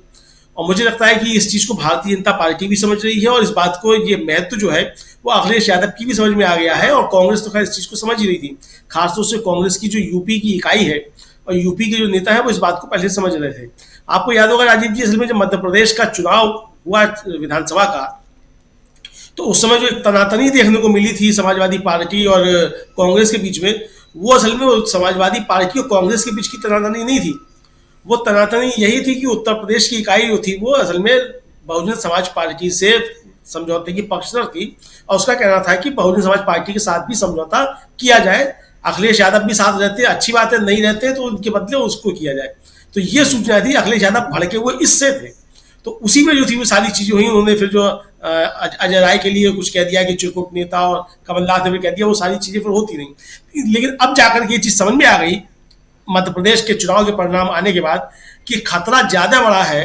खतरा बहुजन समाज पार्टी नहीं है समाजवादी पार्टी के लिए, खतरा जो है वो सबके लिए भारतीय जनता पार्टी ही है। तो ये मुझे लगता है कि बात समझ में आने के बाद फिर ये तय हुआ होगा कि भाई अब जो है सब ठीक ठाक किया जाए। और इसीलिए अखिलेश यादव का जो पिछले दिनों आया एक खबर की उन्होंने अपने विधायक को डांट दिया, वो इसी के मुझे लगता है कि वो चीजें थी। तो अब मुझे लगता है कि जो 15 जनवरी को मायावती जी का जन्मदिन है, तो उस दिन शायद वो कुछ घोषणा कर सकती हैं, और नहीं भी करती हैं तो कुछ संकेत जरूर देंगी। वो मतलब कुछ अपनी लाइन बताएंगी कि इस लाइन पे जो है पार्टी उनकी जाएगी कुल मिलाकर के। बहरहाल जाती है जो भी होता है, लेकिन मुद्दे फिलहाल राजीव जी जो है वो भारतीय जनता पार्टी के पास नहीं है। मुद्दे इस समय इंडिया गठबंधन के ही पास है, और जिन मुद्दों की बात इंडिया गठबंधन कर रहा है उन मुद्दों के जवाब भारतीय जनता पार्टी के पास नहीं है। खासतौर से राहुल गांधी की जो भारत जोड़ो न्याय यात्रा शुरू होनी है 14 जनवरी को, जिसके लिए आप जा रहे हैं कवरेज करने के लिए, वहां जहां से वो शुरू होगी उसकी आप वहां से रिपोर्टिंग भी करेंगे, तो वो यात्रा जो मुद्दे उठाएगी उन मुद्दों को लेकर के भारतीय जनता पार्टी के अंदर बेचैनी बहुत ज्यादा हो रही है, और इसलिए भारतीय जनता पार्टी की तरफ से लगातार प्रहार हो रहे हैं। और आप देखिए कि कांग्रेस के ऊपर प्रहार करने के चक्कर में भारतीय जनता पार्टी जो है वो हिंदू धर्म की मर्यादा भी भूल गई और शंकराचार्यों के ऊपर प्रहार करने लगी। तो ये एक तरीके से कुल मिलाकर के भारतीय जनता पार्टी जो है उससे गलतियां लगातार हो रही हैं। और जैसा कि प्रशांत जी कह रहे थे, कल ही कह रहे थे शायद, कि राहुल गांधी बहुत जो है वो स्मार्ट राजनेता हैं, तो राहुल गांधी स्मार्ट राजनेता हो, लेकिन भारतीय जनता पार्टी जो है वो एक तरीके से कहा जाए कि वो गलतियों पे गलतियां लगातार करती जा रही है। और जिस तरीके से स्वामी निश्चलानंद सरस्वती का एक बयान जो है वो जारी वायरल हो रहा है कि मोदी जी जब से उनसे वो मांगने के लिए गए थे कुछ आशीर्वाद की गलती ना हो, तो वो गलतियां इतना कर रहे हैं कि वो भूलना मुश्किल है। तो मोदी जी लगातार गलतियों पर गलतियां करते चले जा रहे हैं, भारतीय जनता पार्टी लगातार गलतियों पर गलतियां करती चली जा रही है, और कांग्रेस पे हमला करने के चक्कर में हिंदू धर्म की आस्था पे और हिंदू धर्म की जो शास्त्र सम्मत विधियां हैं और हिंदू धर्म की जो पद्धतियां हैं उनके ऊपर हमला करने लग गई है। तो मुद्दे कुल मिलाकर के राजीव जी अभी भी जो है, मतलब जिस मुद्दे पे भारतीय जनता पार्टी चुनाव में जाना चाहती थी वो मुद्दा भी एक तरीके से कांग्रेस ने छीन लिया उससे, उसके बाद बचा नहीं कुछ। अब प्रधानमंत्री जिस तरीके से कह रहे हैं कि साहब वो करेंगे, अब जाकर के अनुष्ठान करेंगे और 11 दिन जो है वो अनुष्ठान होगा, तो अब उसी पे जो है जो तमाम लोग जो धार्मिक लोग हैं वही सब सवाल उठा रहे हैं कि भाई ये अनुष्ठान होगा, बहुत अच्छी बात है अनुष्ठान, लेकिन अनुष्ठान होगा किस हैसियत से? आप राजा तो नहीं है, आप डेमोक्रेसी में जनता के प्रतिनिधि हैं, तो वहां तो अनुष्ठान तो राजा करता है, तो आप राजा तो नहीं है। और जब अनुष्ठान होता है तो उसकी फिर विधियां हैं, उस अनुष्ठान की वो विधियों का पालन कर रहे हैं कि नहीं कर रहे हैं। फिलहाल चूंकि धर्म का एक विषय है तो वो अलग बहस चली जाएगी उस दिशा में, लेकिन कुल मिलाकर के जो गलतियां भारतीय जनता पार्टी से हो रही हैं तो उनका पश्चाताप करने के लिए हो सकता है प्रधानमंत्री ये जो अनुष्ठान कर रहे हो और 22 तारीख के बाद फिर रास्ता जो है बदलते हुए कुछ नजर आए। चूंकि 14 जनवरी के बाद जो है वो जो राहुल गांधी की भारत जोड़ो न्याय यात्रा शुरू होगी, वो भी प्रधानमंत्री को, भारतीय जनता पार्टी को उसके रास्ते बदलने के लिए काफी हद तक मजबूर करेगी। और इसलिए जो है हेमंत बिस्व शर्मा के बयान आ रहे हैं, कभी मणिपुर के मुख्यमंत्री के बयान आ रहे हैं, यात्रा में जो है वो विघ्न पैदा करने की जो कोशिशें की जा रही हैं। तो आज गौरव गोगोई कह रहे थे कि वो मतलब एक तरीके से कहा जाए कि विघ्न जो है वो राक्षस पैदा करते हैं, इस तरीके की मतलब चीज वो कह रहे थे। तो वो पता नहीं विघ्न राक्षस पैदा करते हैं कि नहीं करते हैं, लेकिन भारत जोड़ो न्याय यात्रा जो है वो नए मुद्दे लेकर के और गंभीर मुद्दे लेकर के भारतीय जनता पार्टी के समक्ष आ रही है। और भारतीय जनता पार्टी जो है इसलिए इन मुद्दों को लेकर के कांग्रेस के सामने हारती हुई नजर आ रही है। राजीव जी बिल्कुल बिल्कुल, बहुत इंपॉर्टेंट बातें यहाँ हो रही हैं और हमारे साथ दो वरिष्ठ साथी और जुड़ गए हैं। जयशंकर गुप्ता जी जुड़ गए हैं, हमारे एग्जीक्यूटिव एडिटर, और साथ में वरिष्ठ पत्रकार धनंजय कुमार जी भी जुड़े हुए हैं। आप दोनों का स्वागत करता हूं। आप तमाम साथी हमारे साथ बने हुए हैं और जो साथी बाद में जुड़े हैं हमारे साथ, आप सबका भी एक बार फिर से तहे दिल से इस्तकबाल करता हूं, स्वागत करता हूं। सीधा आना चाहता हूं डॉक्टर दीपक पाचपोर जी आपके पास। मुद्दों की बात जरा कर लें। धर्म कर्म की बात इतनी हो रही है कि हमारे दर्शक भी सोचते होंगे कि कहाँ ये लोग घूम फिर करके वहीं आ जाते हैं, और मैं घुमा फिरा करके यहाँ से बाहर निकालने की कोशिश करता हूँ आप लोगों को, बार बार। कल भी कर रहा था कि अपच वाली स्थिति हो गई है। जरा मुद्दों की बात सोच लीजिए कि अभी राम मंदिर का निर्माण चल रहा है, अभी कोई अनुष्ठान नहीं हो रहा है, इसलिए उसकी चर्चा हम नहीं करेंगे। चर्चा जरा उन मुद्दों की करें जिसमें सबसे इंपॉर्टेंट पहलू, जिसकी शुरुआत परसों से हो रही है, यानी भारत जोड़ो न्याय यात्रा। क्या लगता है डॉक्टर दीपक पाचपोर जी आपको, न्याय यात्रा से कितनी परेशान हो सकती है बीजेपी और क्यों परेशान हो सकती है? देखिए राजू जी, 1893 में जब शिकागो में विश्व धर्म सम्मेलन हुआ था, चूंकि आज विवेकानंद जी की का ही देख समझिए कि उनको फिर से याद करने का दिन है, तो उन्होंने जब वहां अमेरिका में वहां का जो भौतिक विकास देखा तो कहा जाता है कि वो रात भर रोते रहे और उस पीड़ा से कि कहाँ अमेरिका जैसा देश पहुंचा हुआ है और भारत कहाँ पर है। और उन्होंने फिर उसके बाद एक वाक्य लिखा था जो मैं आपको बहुत संक्षिप्त में बता रहा हूँ, दरिद्र देवो भव, इस नाम से उन्होंने लिखा। उनका कहना था भारत के लिए कि इस देश को उठने दो गरीबों की झोपड़ी से, मल्लाह की नौकाओं से, लोहार की भट्टियों से, किसानों के खेत खलिहानों से, मूचियों की झोपड़ी से, गिरी कंदनाओं से, क्योंकि हमारा देश तो वहीं बसता है। अब आप आइए 1947 के बाद, ये सूत्र वाक्य था विवेकानंद जी का दिया हुआ। उस समय भी धार्मिक स्थिति ऐसी थी, भारत इतना ही धर्मप्राण देश था, ऐसी ही धार्मिकता थी, तमाम देवी देवताओं को मानने वाले बहुदेववादी एक देश है जहां अनेक तरह के पंथ हैं, अनेक तरह के आप समझ सकते हैं कि कितने तरह के यहाँ पे आश्रम है, कितने तरह के महामंडलेश्वर हैं, शंकराचार्य हैं, सारे कुछ है। वो पहले भी था, आज भी है। लेकिन नेहरू ने उस रास्ते पे जाने की बजाय उन्होंने जिस बात को पकड़ा था वो था साइंटिफिक टेम्परामेंट, जो बड़ा प्रसिद्ध हुआ ये वाक्य। और ये जो वाक्य था कि हमको अपने वैज्ञानिक दृष्टिकोण को लाना होगा, वो केवल कल कारखानों के लिए नहीं, अपने विचारों को भी एक तरह से वैज्ञानिकता प्रदान करनी पड़ेगी, तर्क के साथ सोचना पड़ेगा हमें कहाँ जाना है, किस रास्ते पे जाना है। इसलिए धर्मनिरपेक्षता, समानता, ये सारे मूल्य हमारे जीवन में संविधान के थ्रू आते गए हैं। उस समय भी सबसे बड़ी लड़ाई जो थी स्वतंत्रता संग्राम के दौरान की, यही लड़ाई थी कि भारत किस रास्ते पर चले।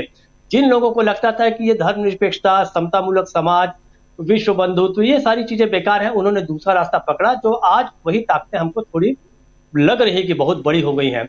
लेकिन इस बीच कांग्रेस जो है उसने अपना रास्ता देखिए नहीं छोड़ा, अब उस रास्ते पर अभी भी वो चल रही है। ऐसे वक्त पर जब एक तरह से जब आप सारे के सारे तरफ के माहौल को देखें तो ऐसा लग रहा है कि यहाँ तो घर घर में जो है वो भगवामय हो गया है, हर घर में जो है रामचंद्र विराजमान हो गए हैं, ऐसा लगेगा आपको। अब पता नहीं आपने देखा कि नहीं, इंडिगो फ्लाइट का जो स्टाफ है उसको भी पूरा का पूरा बिल्कुल रामायण कालीन ड्रेस पहना के उनको पेश किया गया। वहां पर ऐसा आपको लगेगा कि आप इसी समय अयोध्या में उतर रहे हैं। जगह जगह पर मैं छत्तीसगढ़ में रह रहा हूँ, यहाँ भी मैं देखता हूँ कि कई जगह पे सोसाइटी के बाहर जो है हनुमान जी के कटआउट्स बन रहे हैं, राम के बन रहे हैं, और जगह जगह कार्यक्रम हो रहे हैं। तो एक बार की हमको ऐसा लग सकता है कि जो हमारे जो भौतिक जो मुद्दे हैं वो कहाँ हैं, लेकिन मुझे ऐसा लगता है कि भौतिक मुद्दे अभी भी उस जगह पर बने हुए हैं। अगर ऐसा नहीं होता तो क्या ऐसे वातावरण में जब केवल एक हफ्ते बाद राम मंदिर का उद्घाटन होने जा रहा हो, क्या राहुल गांधी इतनी बड़ी यात्रा निकाल सकते थे, वो भी ऐसी जगह से जहां पर भारतीय जनता पार्टी की ही सरकारें हैं। पहले आप मणिपुर ले लीजिए, फिर उनको असम में आना है, और कितनी तकलीफों के साथ उस अगर ऐसा वाकई होता, ये मुद्दे इतने ज्यादा, जो चूंकि आपने लिखा है कि मुद्दों के रेस में कांग्रेस से हारी बीजेपी, तो बीजेपी जिस मुद्दे को इस समय बड़ा करके बता रही है, तो उस माहौल में तो आप यात्रा को टालने के अलावा और कुछ नहीं कर सकते थे। आप ऐसा लगेगा कि आपके ऊपर पूरी की पूरी सेना ही हमला ना कर दे। सेना मतलब भारतीय सेना की बात नहीं कर रहा हूं, तो दूसरी सेना है जो अक्सर ऐसे इस तरीके के अवरोध पैदा करती है। तो मुद्दों के मामले में पहली बात तो ये हो गई कि एक तरह से कांग्रेस और उसके साथ इंडिया गठबंधन, उसने अपने सारे के सारे मुद्दे फ्रीज कर दिए हैं, वो पुख्ता हैं, वो उसी पे टिकी हुई है और उसी के रास्ते वो आगे भी बढ़ने जा रही है, ऐसा मुझे लगता है। अब दूसरा कारण है कि राम मंदिर के समारोह में जब आप अनुष्ठान की बात करें तो उसका कारण यह है कि वो ये देख रही है भारतीय जनता पार्टी कि इंडिया गठबंधन और कांग्रेस तो अपने मुद्दों से हट ही नहीं रही, इसलिए उसको अपने इस इवेंट को नई नई चीजें जोड़नी पड़ रही है। जिस तरीके से आप बुफे सिस्टम होता है कि आपको नई नई डिशेस पेश करते रहनी पड़ती है कि आप 14 तारीख की ओर ज्यादा ध्यान मत दीजिए, आप 22 तारीख की ओर ध्यान दीजिए। इसके कभी अनुष्ठान की बात होगी, कभी इंडिगो फ्लाइट के लोगों को जो है उनको नई नई ड्रेसें पहनाई जाएगी। अभी आप अगले 8-10 दिन और देखिए कि ये जो राममय बनाने की जो कोशिश है, वो उसी मुद्दों के का जो डर है कि कहीं ऐसा ना हो कि हमने इतना बड़ा इवेंट किया है, वो इवेंट पूरा का पूरा कहीं फ्लॉप ना हो जाए। दूसरी बात, एक बार मैं पहले भी कहा हूं, आज भी प्रशांत जी का जो कहना है कि इस इतने बड़े इवेंट के बाद और करोड़ रुपए खर्च कर देने के बाद और पिछला लगभग 3-4 साल लगा देने के बाद, क्या भारतीय जनता पार्टी के वोट बैंक में वो क्वांटम जंप होगा? क्या इतना बड़ा जंप हो जाएगा कि वो संपूर्ण एकीकृत जो विपक्ष है, विपक्षी गठबंधन है, उस सब से क्या अपने वोट शेयर को ऊपर ले जा सकेगा? क्योंकि मुझे अभी तक ऐसा कोई व्यक्ति नहीं मिला जो ये कह रहा हो कि भाई देखो, अभी तक तो मैं बीजेपी को वोट नहीं देता था, लेकिन राम मंदिर बन गया है तो अब मुझे 22 तारीख के बाद मैं अब भारतीय जनता पार्टी को दूंगा, ऐसा मुझे कहने वाला कोई नहीं है। दूसरी बात, जो राम मंदिर से प्रभावित है वही लोग हैं कि राम मंदिर मैं बार बार कहता हूं कि राम मंदिर आप नहीं बनाते तो भी आपके वोटर कहीं नहीं जा रहे थे। कहां जा रहे थे? वो तो आपके उसके बिना भी आपको वोट देते। तो आपने जो इतना बड़ा खर्च किया है वो आपके संतोष के लिए हो सकता है। इस देश का बड़ा दुर्भाग्य है कि यह देश ये सोच रहा है कि इतना बड़ा राम मंदिर हम सब के लिए है, लेकिन असली बात यह है कि ये केवल 6000 लोगों के लिए बना है। उन्हीं 6000 लोगों को न्योता है। मैं फिर से पूछता हूं कि जब बाबरी मस्जिद को ढहाया गया था तब तो कल्याण सिंह ने कह दिया था कि ये राम भक्त हैं, इनको रोकना हमारे बस की बात नहीं है। आज जाए सारे राम भक्त फिर से, आज जाए, केवल 6000 तक आपका क्यों रिस्ट्रिक्शन कर दिया आपने कि केवल 6000 लोग ही आए? बार बार आपको बोला जा रहा है कि जिन्हें न्योता दिया गया है वे ही आए। भाई राम को राम मंदिर की ओर से आप न्योता देने वाले कौन होते हैं? ट्रस्टी हैं आप, तो ट्रस्ट जो कहता है, लेकिन क्या आप राम के प्रवक्ता बन गए हैं? ये सारी बातें धीरे धीरे खुलेंगी। अभी लोगों में थोड़ा सा जोश है, इस जोश को निकल जाने दीजिए। 14 तारीख के बाद जब राहुल गांधी चलेंगे, 22 तारीख का भी मामला निकल जाएगा। 22 तारीख हो सकता है एक आध हफ्ते तक ये जो लोगों के बीच जो उसका उत्साह है, राम मंदिर बनने से हर कोई खुश है, हम भी खुश है, जरूर बने, लेकिन किस कीमत पर आप बना रहे हैं, ये असली बात आपको देखनी होगी। जो राष्ट्रीय महत्व के मुद्दे हैं, क्या आप अपने राम भक्तों को भूखा रखना चाहते हैं, बेरोजगार रखना चाहते हैं, बीमार रखना चाहते हैं, उनकी अच्छी सड़कें छीनना चाहते हैं, क्या उनको पेयजल नहीं देना चाहते हैं? राम भक्ति का ये तो कोई आधार नहीं है, क्योंकि जो राम राज्य की कल्पना गांधी जी ने की थी उसमें तो यही था कि मूलभूत मुद्दे जो है लोगों के वो पूरे होने चाहिए, वही असली राम राज्य है। राम राज्य का मतलब ये नहीं है कि एक व्यक्ति 11 दिन का अनुष्ठान कर रहा है, फिर वो पूरे भगवे कपड़े पहन के वहां पे 2-4 हजार लोगों के साथ बैठ के पूजा पाठ करेगा। राम राज्य कभी भी नहीं। हमने तो महात्मा गांधी की कोई तस्वीर ऐसी नहीं देखी कि वो किसी मंदिर में बैठ के पूजा कर रहे हो, लेकिन उनसे बड़ा राम भक्त कौन हुआ? आज तक कोई नहीं हुआ। तो ये जो मुद्दे हैं, मुझे ऐसा लगता है कि अब थोड़ा सा अगले 1.5 हफ्ते 2 हफ्ते तक जो है वो बड़ा टेस्टिंग पीरियड है पूरे भारत के लिए। मैं कांग्रेस या इंडिया गठबंधन की बात नहीं कर रहा हूँ, पूरे भारत के लिए एक टेस्टिंग पीरियड है। इसको भारत निकाल लेगा, ऐसा मुझे इसलिए विश्वास है कि भारत ने पहले भी ऐसा करके दिखाया है। 1947 के कुछ समय से पहले तक लेकर लगभग 10 साल पहले तक भारत उसी रास्ते पे चला है, उन्हीं मुद्दों को लेकर टिका है। राम मंदिर का मुद्दा नया है, कांग्रेस का मुद्दा टेस्टेड एंड ट्राइड मुद्दा है, परखा हुआ है और सफल मुद्दा है जो आगे और बढ़ेगा। राजीव जी। बिल्कुल बिल्कुल, मुद्दों की रेस में कांग्रेस से कैसे हारी बीजेपी, इसकी चर्चा हम कर रहे हैं। हमारे साथ जुड़ गए हैं अनिल सिन्हा जी। अनिल जी, आपका भी स्वागत करता हूं और आप तमाम साथियों का स्वागत इस्तकबाल एक बार फिर से जो इस वक्त तक जुड़ चुके हैं या जुड़ने वाले हैं। आना चाहता हूं धनंजय जी आपके पास, फिर आता हूं जयशंकर जी आपके पास भी आता हूं। धनंजय जी, मुंबई महाराष्ट्र भी बहुत चर्चा में है, आप चूंकि वहां से हैं तो जरा वो लिबर्टी ले लेता हूं मैं कि महाराष्ट्र की राजनीति और ऐसे भी देश में दूसरे नंबर की लोकसभा सीटों के हिसाब से देखा जाए तो दूसरे नंबर का राज्य है, 48 सीटें हैं और नजरें क्यों न टिकी हों तमाम दलों के, खासकर कांग्रेस, बीजेपी, एनसीपी और शिवसेना, चारों वहां बराबरी के साथ एक दूसरे को चुनौती पेश करते हुए नजर आते हैं। अभी जो कुछ हुआ है वो सब कुछ हमने देख लिया और इसके आगे की कहानी अभी आगे जैसे जैसे बढ़ेगी हम आप तक पहुंचाएंगे ही। लेकिन उसके अलावा जब मुद्दे की बात आती है तो सब राम मंदिर को बार बार खींच के लाने की कोशिश भाजपा कर रही है। रोज राम मंदिर के मुद्दे को जिंदा रखने की कोशिश हो रही है, लेकिन कुछ मुद्दे ऐसे भी हैं जिसमें गरीबी हो, बेरोजगारी हो, महंगाई हो, आदिवासियों के साथ जो कुछ छत्तीसगढ़ में हो रहा है वो हो, या उसके अलावा भी बहुत सारी बातें हैं जिस पर चर्चा नहीं होती है। क्योंकि आज स्वामी विवेकानंद की जयंती है और उनको लोग याद भी कर रहे हैं। उनकी बातों को याद करते हुए राहुल गांधी ने ट्वीट भी किया है और युवाओं को सीधे सीधे पूछा है कि आपको क्या चाहिए, दो चीजें, दो में से क्या चाहिए आपको। ये जो तमाम बातें हैं बहुत महत्वपूर्ण बातें हैं। और इसके साथ साथ भारत जोड़ो न्याय यात्रा, जहां अन्याय की बात हो उस पर विजय पाने की कोशिश, उसके खिलाफ यात्रा।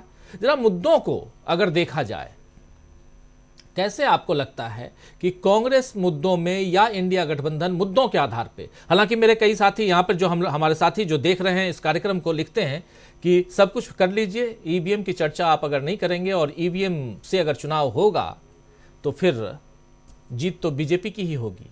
एक साथी हैं जो अभी थोड़ी देर पहले मैं उनका कमेंट देख रहा था, वो बीजेपी के सपोर्टर हैं, वो लिख रहे हैं कि जितनी चर्चा करनी है कर लो, लेकिन ये मत भूलो कि चुनाव ईवीएम से होना है।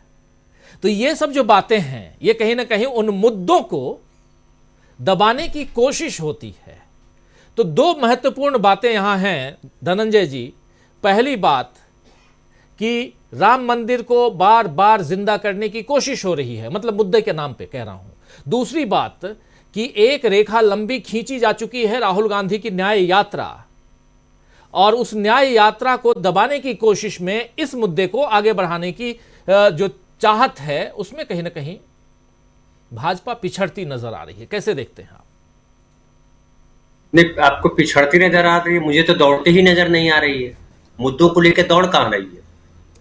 पिछड़ेगी तो तब जब दौड़ेगी पीछे। जी, राम जो है मुद्दा नहीं है इस देश के लिए, राम इस देश की आत्मा है। क्योंकि हम मर्यादाओं की बात करते हैं, संयुक्त परिवार की बात करते हैं। दुनिया में संयुक्त परिवार तो हम ही कहते रहे कि हमारा ही परिवार संयुक्त परिवार है, और हमने कहा कि हर घर मंदिर है। ये जो घर घर मोदी जो कहा, वो तो अपना मंदिर बिठा रहे हैं हर जगह। ये जो अभी हमारे दीपक भाई ने कहा और सब लोग कहते हैं कि राममय बनाने की कोशिश, राममय बनाने की कोशिश नहीं है। राममय तो देश पहले से, तुलसीदास से ज्यादा राममय क्या करेंगे ये? तुलसीदास ने तो बहुत राम राम कर दिया। हमारे गांव में घर घर में रामचरितमानस जो है कि दोहे जानने वाले पढ़ने वाले लोग होते थे। ये मोदी मय कर रहे हैं देश को, और कह रहे हैं कि राम जो है वो तो बीते जमाने की बात है, आज मोदी की बात कीजिए। इसलिए हर जगह मोदी जी अनुष्ठान कर रहे हैं, हर काम मोदी जी कर रहे हैं। प्रधानमंत्री हो, आदि शंकराचार्य के अवतार वो, भगवान के अवतार वो, तमाम अवतार वही है। यही तो कहा जा रहा है, चंपत राय जी ने यही तो कहा कि ईश्वर जो है, राजा जो है ईश्वर का अवतार है, आज का राजा तो प्रधानमंत्री है। तो ये राजा 2014 में पैदा हुआ, राजा जो प्रधानमंत्री ईश्वर के रूप में अवतार लिया। जवाहरलाल नेहरू राजा नहीं थे, वो प्रधानमंत्री थे, और वो प्रधानमंत्री राजा नहीं होते थे, इसलिए उनको गालियां दी जा रही है। तो राम जो है मुद्दा, मैं नहीं राम को मुद्दा मानता हूं। राम में जिनकी आस्था है, मैं मानता हूं राम हमारे पूर्वज थे जिन्होंने हमारे समाज में मर्यादाओं को स्थापित किया और कहा कि ये पिता की मर्यादा है। पिता की मर्यादा भी दिखाई पड़ती है, जान लीजिए कि दशरथ ने कहाँ गड़बड़ी की, वो राम की मर्यादा में वो भी दिखाई पड़ता है। कि अगर दशरथ ने गलती नहीं की होती, दशरथ राजा बनने के बजाय जो है पति बन गए थे, व्यक्ति बन गए थे, और उन्होंने ये वरदान दे दिया था कैकेयी को, और उसी के लिए सारा सब हुआ। खैर हम उसमें नहीं जाते, धार्मिक प्रसंगों पे नहीं जाते, हम सीधे आते हैं मुद्दे पे। मुद्दा ये है कि न्याय सबसे बड़ा मुद्दा है, और सबसे बड़ा मुद्दा न्याय इसलिए है कि ये जो पूर्व जन्म के न्याय की जो बात करने वाले लोग हैं, जो राम को मानते हैं, कथित तौर पे मानते हैं, मैं राम को मानने वाले को नहीं मानता हूं, जो राम को कथित तौर पे मानते हैं वो पूर्व जन्म की बात करते हैं। कहते हैं पूर्व जन्म में आपने बुरे कर्म किए तो आपको देखिए ये खराब मिला, ये बड़े अच्छे कर्म किए थे तो ये देखिए प्रधानमंत्री बन गए। ये जो कहते हैं वो क्या इस न्याय की बात करते हैं जो संविधान में लिखा हुआ है? उस न्याय में उनका यकीन है? इस जन्म के न्याय में यकीन है? एक शैलेंद्र जी ने गीत लिखा था, उसकी 2 पंक्ति है कि तू जिंदा है तो जिंदगी की जीत में यकीन कर, अगर कहीं है स्वर्ग तो उतार ला जमीन पर। कहाँ है स्वर्ग?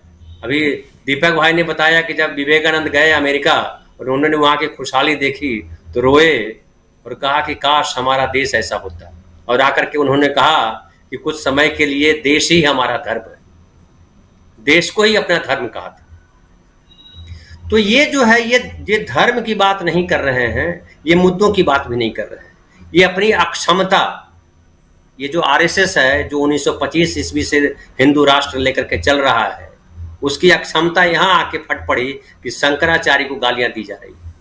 शंकराचार्य को गाली देंगे, धर्म को, हिंदू धर्म की जय जयकार करने वाले लोग, क्या ये कल्पना में कहीं आता है? वेद को गाली दे रहे हैं, वो शंकराचार्य को गाली नहीं दे रहे हैं, आदि शंकराचार्य को गाली दे रहे हैं जिन्होंने हिंदू धर्म को पुनर्स्थापित किया था। ये किसी को नहीं छोड़ेंगे, जो मोदी के खिलाफ बोलेगा उसको गाली देंगे। ये इनका भगवान मोदी है, राम का तो ढोंग कर रहे हैं। आपने वो फोटो देखा है ना जिसमें राम छोटे हैं और मोदी जी बड़े हैं, उंगली पकड़ के ले जा रहे हैं? मैं बार बार उसका जिक्र करता हूं। ये कौन राम? ये दिखला दिया आपने, बतलाइए। राम ऐसे हैं जिनको मोदी जी पक्का घर दे रहे हैं? बताइए किसको पक्का घर दिया? यहाँ के नागरिकों का आपने वादा किया था इतने लोगों को हम पक्का, इतने समय तक पक्का घर दे देंगे। किसको पक्का घर दिया? एक भक्त ने कहा कि आपको पता नहीं है, मोदी जी ने लोगों को फ्री में घर दिया है। हमने कहा इंदिरा आवास योजना का नाम सुना है? इंदिरा आवास योजना क्या थी? उसी को आपने प्रधानमंत्री आवास योजना कर दिया। उस समय कम पैसे मिलते थे, पैसा बढ़ा दिया, क्योंकि आपने रुपए का मूल्य इतना अवमूल्यन कर लिया कि आप पैसे की कीमत ही समझ में नहीं आती। तो मैं बोलूंगा मुद्दा ही सबसे इंपॉर्टेंट है। और 40% जो कह रहे थे डॉक्टर दीपक भाई की जो है, जो उनको वोट देने वाले हैं वो वोट देंगे ही नहीं देंगे, उनको भी जो है रोटी चाहिए। वो भगवान के भरोसे नहीं बैठे हैं कि हम मुंह फाड़ के बैठे हैं चातक पक्षी की तरह कि स्वाति नक्षत्र में कि बूंद गिरेगी मेरे मुंह में और मोती हो जाएगा। वो चातक नक्षत्र, जो चातक पक्षी नहीं है मनुष्य, उसको इंतजार नहीं है, उसको रोटी चाहिए, उसको न्याय चाहिए, उसको रोजगार चाहिए, उसको जो है पूर्व जन्म का फैसला कबूल नहीं है। पूर्व जन्म का फैसला अगर कबूल होता तो पुलिस स्टेशन नहीं जाता। वो पूर्व जन्म का फैसला अगर कबूल होता तो वो किसी से आरोप नहीं लगाता कि इसने मेरा छीन लिया। वो ये नहीं कहता कि तुष्टिकरण किया, मुसलमानों को आगे बढ़ाया। पूर्व जन्म में जो बिलीव करता है वैसे थोड़े करे। तो ये तमाम जो लोग हैं, ये ठगने वाले लोग हैं। मोदी के नाम पे ठग रहे हैं, राम के नाम पे ठग रहे हैं, लेकिन मुझे चिंता मोदी जी की ज्यादा हो रही है। राम तो वहीं रहेंगे, राम तो विराजमान है, राम हमेशा रहेंगे, राम जाने वाले नहीं है, क्योंकि हमारे पूर्वज हैं, उनको कोई न पीछे कर सकता है न उनको कोई उठा करके आगे कर सकता है। राम तो सर्वत्र। लेकिन मोदी जी की चिंता होती है जब प्रधानमंत्री पद से हटेंगे तो इनका क्या होगा। चलिए वो भी देख लेंगे धनंजय जी, वो भी देख लेंगे। नहीं देख लेंगे, देखिए इसलिए देख लेंगे, आपको देखना पड़ेगा जी कि जब ये बात होती है, जब न्याय की बात होती है तो न्याय, राजा न्याय करता है अगर, तो ये वो संविधान के तहत न्याय करेंगे ना, संविधान के सामने साष्टांग करेंगे ना। आप संविधान को धता बता रहे हैं, संविधान को मानने को तैयार नहीं। चौखट पे साष्टांग तो किए थे, संसद तो साष्टांग करके निपटा दिया। जैसे कहा जाता है कि कई दफा जो है धूर्तता में जो है रावण ने किया था ना, साधु का भेष धर लिया था और सीता को ले भागा वो धोखे से।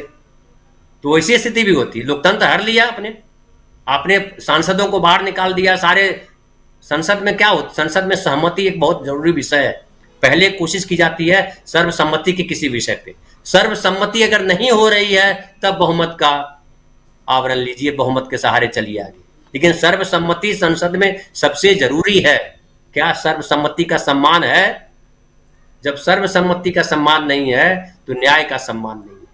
न्याय होना जरूरी नहीं है, न्याय होते दिखना भी जरूरी है, तो वो नहीं दिख रहा है। दुख की बात यह है।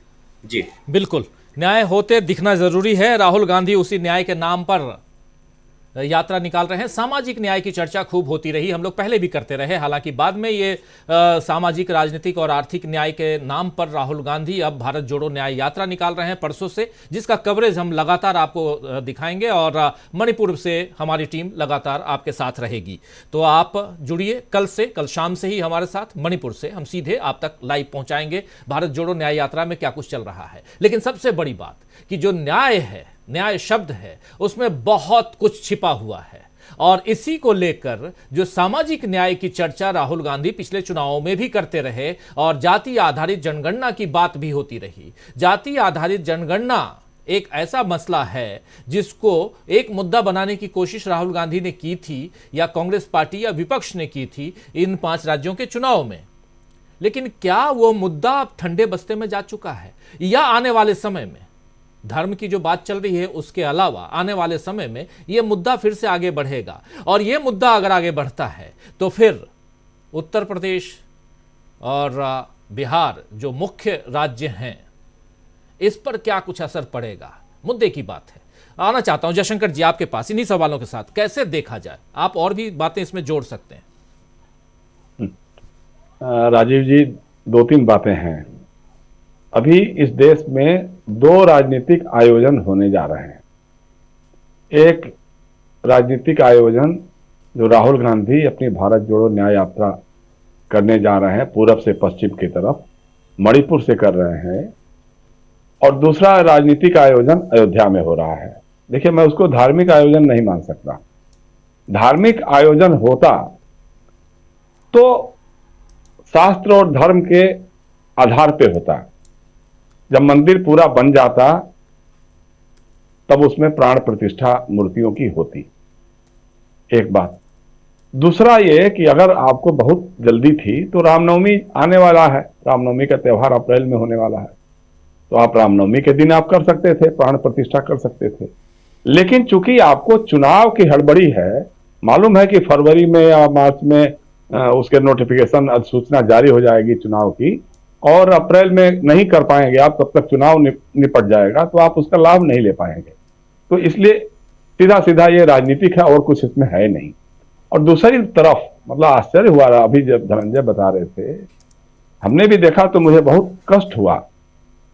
हालांकि मैं धर्म कर्म में ज्यादा यकीन रखता नहीं हूं, बात सही है, लेकिन अयोध्या के वो साधु जो मुंह में राम और बगल में छुरी रखते हैं, जिनके आपराधिक कर्मों पर मैंने कवर स्टोरी लिखी थी इंडिया टुडे मैगजीन में, मुंह में राम बगल में छुरी के नाम से, वो साधु, वो महंत पाखंडी, वो शंकराचार्य को कह रहे हैं कि शंकराचार्य को अपने मर्यादा का पालन करना चाहिए। और वो मर्यादा सिखाएंगे जो शंकराचार्य पूरे देश और पूरे हिंदू समाज को मर्यादा और धर्म की दीक्षा देते हैं, करते हैं, समझाते हैं, उनको ये मर्यादा का पालन सिखाएंगे निचलानंद सरस्वती को। तो इस तरह की बातें हो रही, इसलिए इसको एक राजनीतिक आयोजन है। दूसरा यह कि ये पाखंडी लोग हैं, बेसिकली ये पाखंडी हैं। पाखंडी इसलिए मैं कहता हूं बार बार कि देखिए, नरेंद्र मोदी जी जब भारतीय जनता पार्टी के महासचिव थे, उन्होंने कहा था ये राम मंदिर तो चुनावी एजेंडा हमारा था। सुषमा स्वराज जी ने कहा था उस समय कि राम मंदिर का मुद्दा एक बैंक के बेरर चेक की तरह से था, और बेरर चेक एक बार जब भुन जाता है तो दोबारा उसे नहीं भुना जा सकता है। ये सुषमा स्वराज जी ने कहा। चलो सुषमा स्वराज जी की बात थोड़ा दिगर भी कर लेते हैं। भारतीय जनता पार्टी के उस समय के राष्ट्रीय अध्यक्ष, जो राष्ट्रीय स्वयंसेवक संघ से निकल करके आए थे, माननीय कुशाभाऊ ठाकरे जी ने जयशंकर गुप्त को हिंदुस्तान अखबार के लिए इंटरव्यू में कहा था कि भाई, नदी पार करने के लिए एक नाव की जरूरत होती है, क्या यह जरूरी है कि नदी पार करने के बाद नाव को कंधे पर लेकर चला जाए? तो हमने पूछा था उनसे कि क्या राम जन्मभूमि का मुद्दा जो है आप लोगों के लिए नदी पार करने वाला एक नाव थी? तो मुस्कुरा करके रह गए थे। तो ये इन लोगों के बयान बदलते रहे हैं। अब इनके पास लगता है कि अब कुछ है बचा नहीं है, अब राम जी ही बेड़ा पार कर सकते हैं। बीच बीच में करते रहते हैं लोग, लेकिन सवाल एक ही है कि एक तरफ एक नेता है, एक युवा नेता है जो मुद्दों से टकराने की बात कर रहा है, जो अपनी भारत जोड़ो न्याय यात्रा की शुरुआत मणिपुर से कर रहा है, जो मणिपुर लगातार पिछले कई महीनों से जल रहा है, और जिसमें हमारे प्रधानमंत्री जिन्हें उनके अंधभक्त लोग दावा करते हैं कि साहब उनके कहने पे यूक्रेन और रूस ने युद्ध रोक दिया था, वो प्रधानमंत्री मणिपुर जाने का साहस नहीं जुटा पा रहे हैं। वो प्रधानमंत्री मणिपुर के बगल के मिजोरम के विधानसभा के चुनाव में हिम्मत नहीं जुटा पाते कि जाके वहां पे प्रचार कर सके।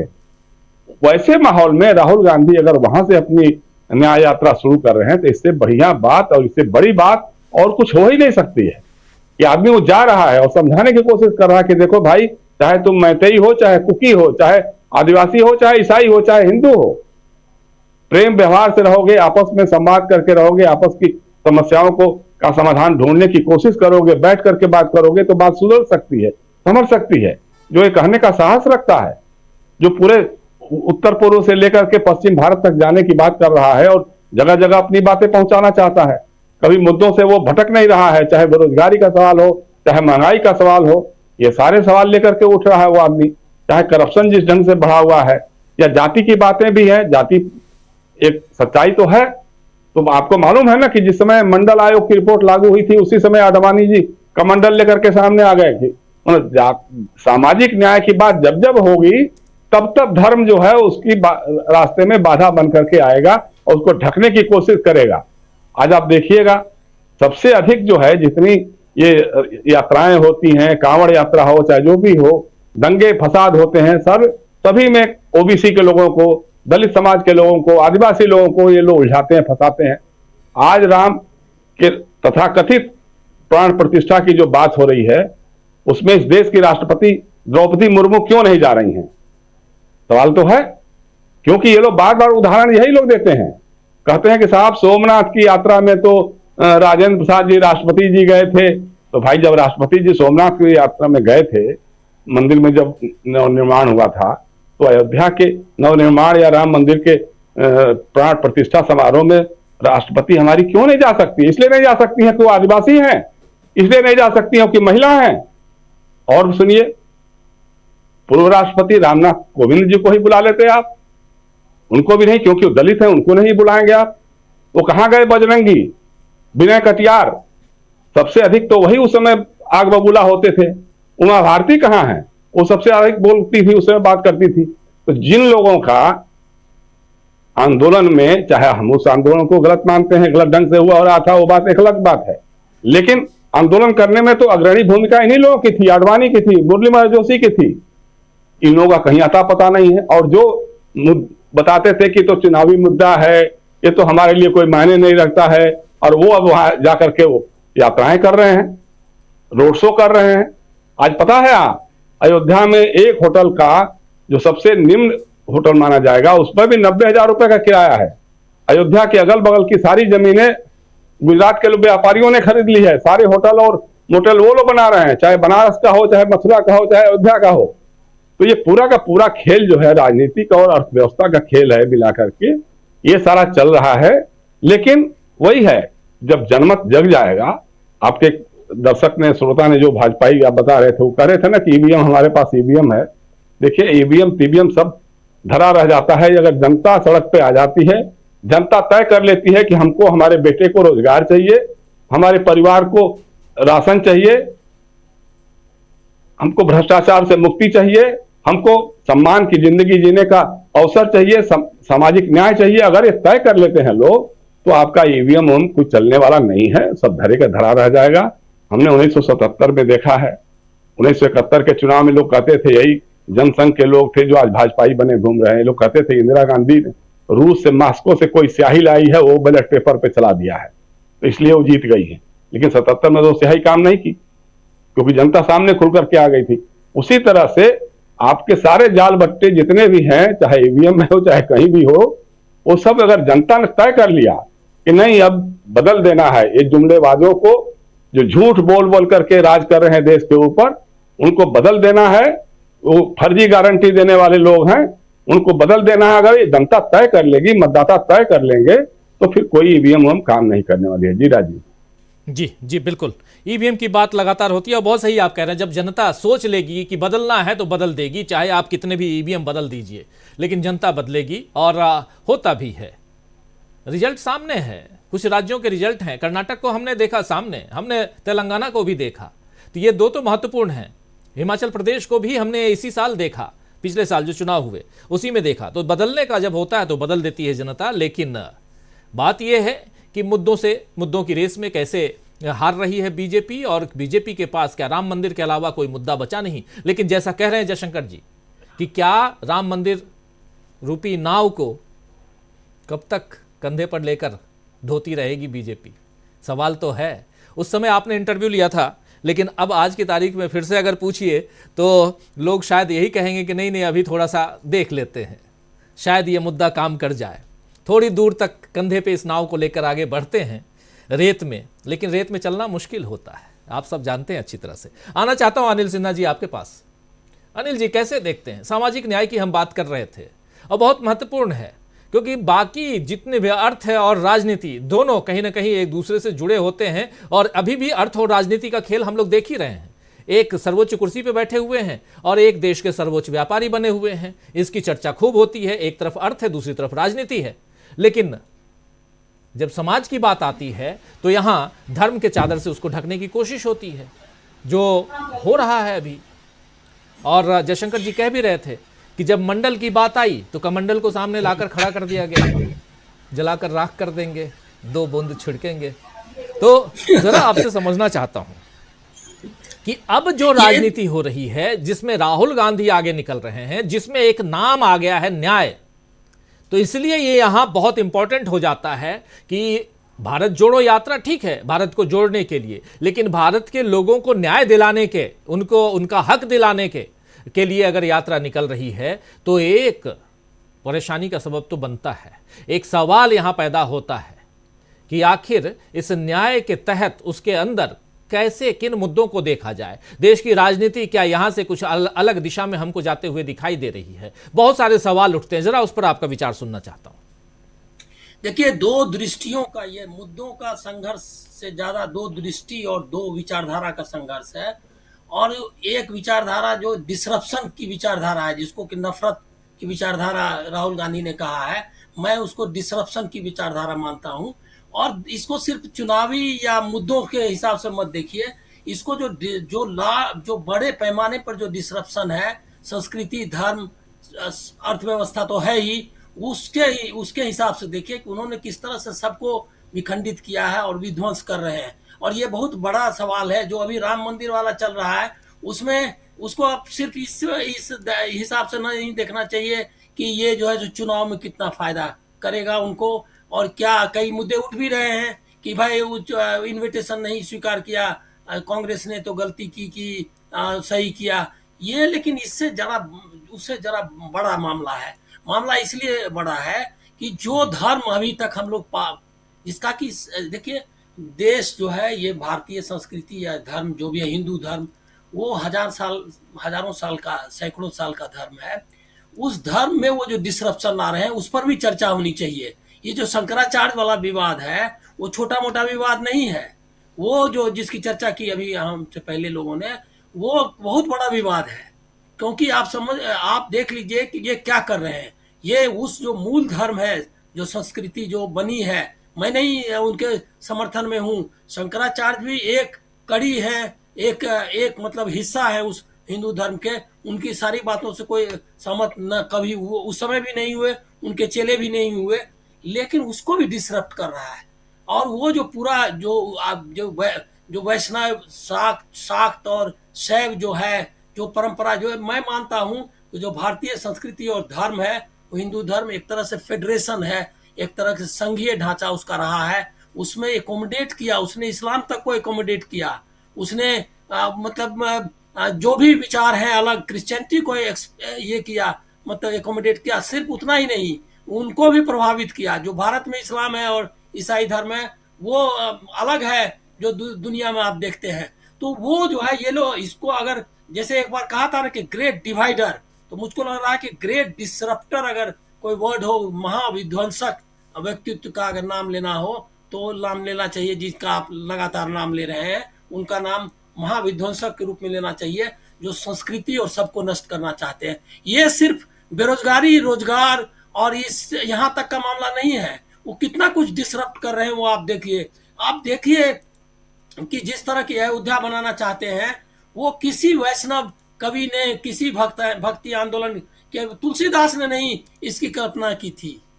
वो तो किसी ने कहा, मतलब अब उससे कितना कहा जाए उसको मालूम नहीं। कोई कह रहा था कि ये तो सोने की लंका बना रहे हैं, ये अयोध्या का बना रहे हैं। जो अयोध्या जिसकी कल्पना है वो, और ये कल्पना मैं नहीं मानता कि वो सच यही अयोध्या थी या नहीं थी, लेकिन जो मिथक है जिस पर कि डॉक्टर लोहिया ने लिखा है, उसको एक्सप्लेन किया है किस तरह से, वो समझने की जरूरत है कि राम जो जिस चीज के प्रतीक रहे या जो मिथ है हिंदुस्तान को, उसको भी नष्ट करना चाहते हैं। ये एक नया हिंदुस्तान गढ़ रहे हैं, एक नया धर्म बना रहे हैं जो सावरकर और गोलवलकर का बनाया हुआ धर्म है। ये जो ग्रेट डिसरप्शन है इसको भी समझना चाहिए।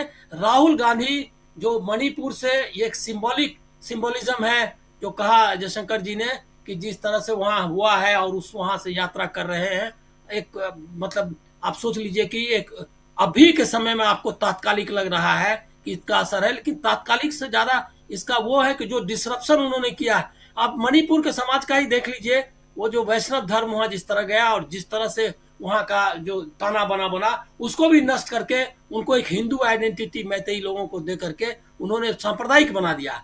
तो ये जो धर्म का सांप्रदायिकरण है, ये जो कॉर्पोरेटीकरण है धर्म का और अनुष्ठानों का, वो भी एक बहुत बड़ा डिसरप्शन है, जिससे बेचैन होकर के शंकराचार्य ने उसको मतलब उसका विरोध किया है। तो इसको भी देखना चाहिए। सारे डिसरप्शंस के खिलाफ मुझको लगता है कि कांग्रेस सच में जो रिस्टोर करना चाहिए, जो इंडिया, जो आइडिया ऑफ इंडिया जिसकी कल्पना की थी गांधी जी ने, मतलब बाकी लोगों ने, नेहरू, लोहिया, जयप्रकाश, आप अनगिनत नाम लेंगे, जिसके लिए शहादत दी थी भगत सिंह ने, वो जो है आइडिया ऑफ इंडिया, उसको रेस्टोर करने का है मुद्दा। ये मुद्दा सिर्फ बेरोजगारी और यहाँ तक इसको सीमित मत मानिए। वो मुद्दा जो कि जिसको कि आजादी का आंदोलन में कंसीव किया गया, जो भारतीय राष्ट्र की जो कल्पना की गई, जिसके प्रतीक या जिसके मुख्य ये जो है गांधी रहे, वो है, उसमें सब आ जाता है, आर्थिक न्याय, सामाजिक न्याय, सब कुछ। जब भी न्याय, वो वही तो था गांधी जी का कि एक अंतिम आदमी तक को न्याय मिलना चाहिए, और यही अगर हुआ और उन्होंने उसको किया, किस तरह से नोआखाली में उन्होंने हिंदुओं को बचाया, तो दूसरी जगह आकर के बिहार में उन्होंने मुसलमानों को बचाया।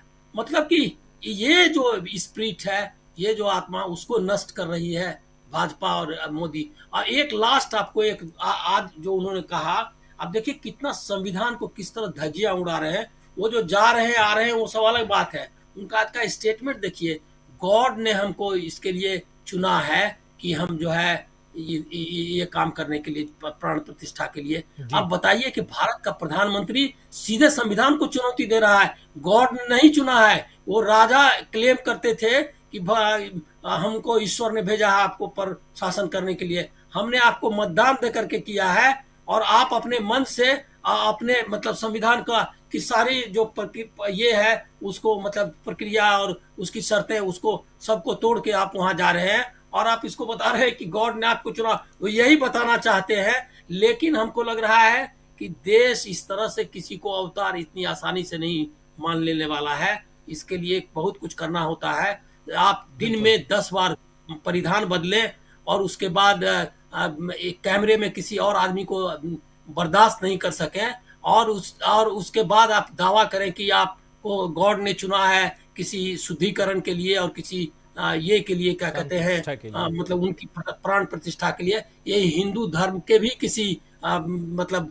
श्लोक में या कहीं भी किसी स्क्रिप्चर में भी ऐसी कल्पना नहीं की गई थी। तो ये जो द्वैत है उनके, वो भी है। तो राहुल गांधी उसके भी खिलाफ।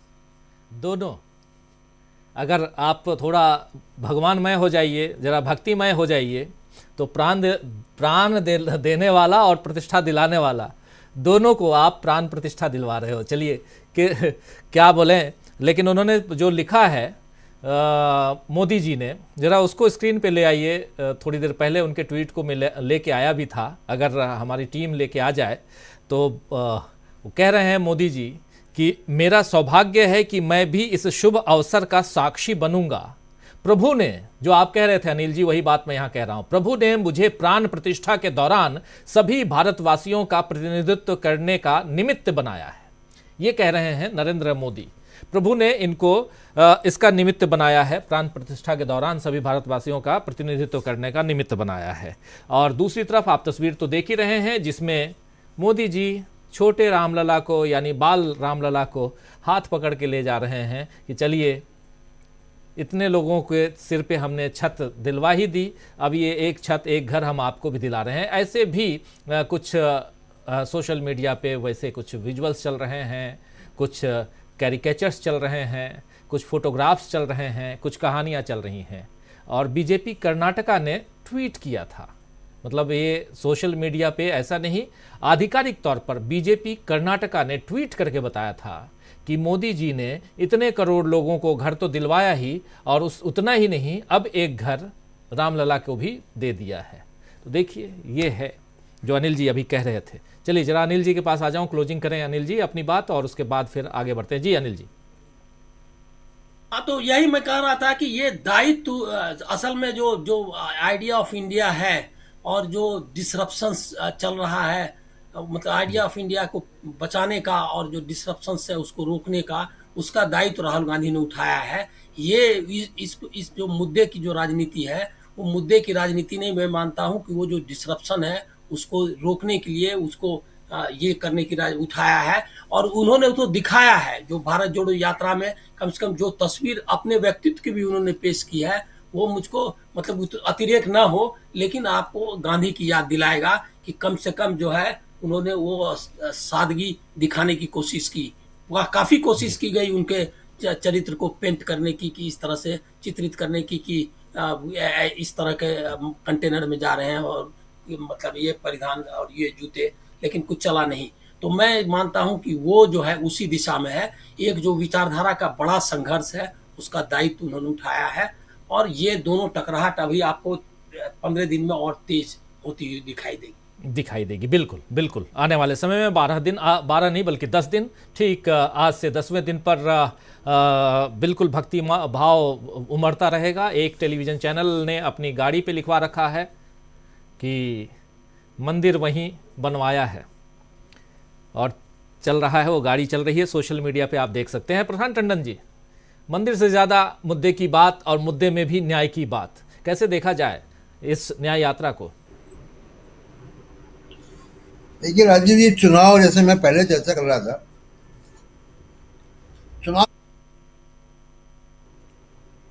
चुनाव तमाम सारे मुद्दों पर होंगे।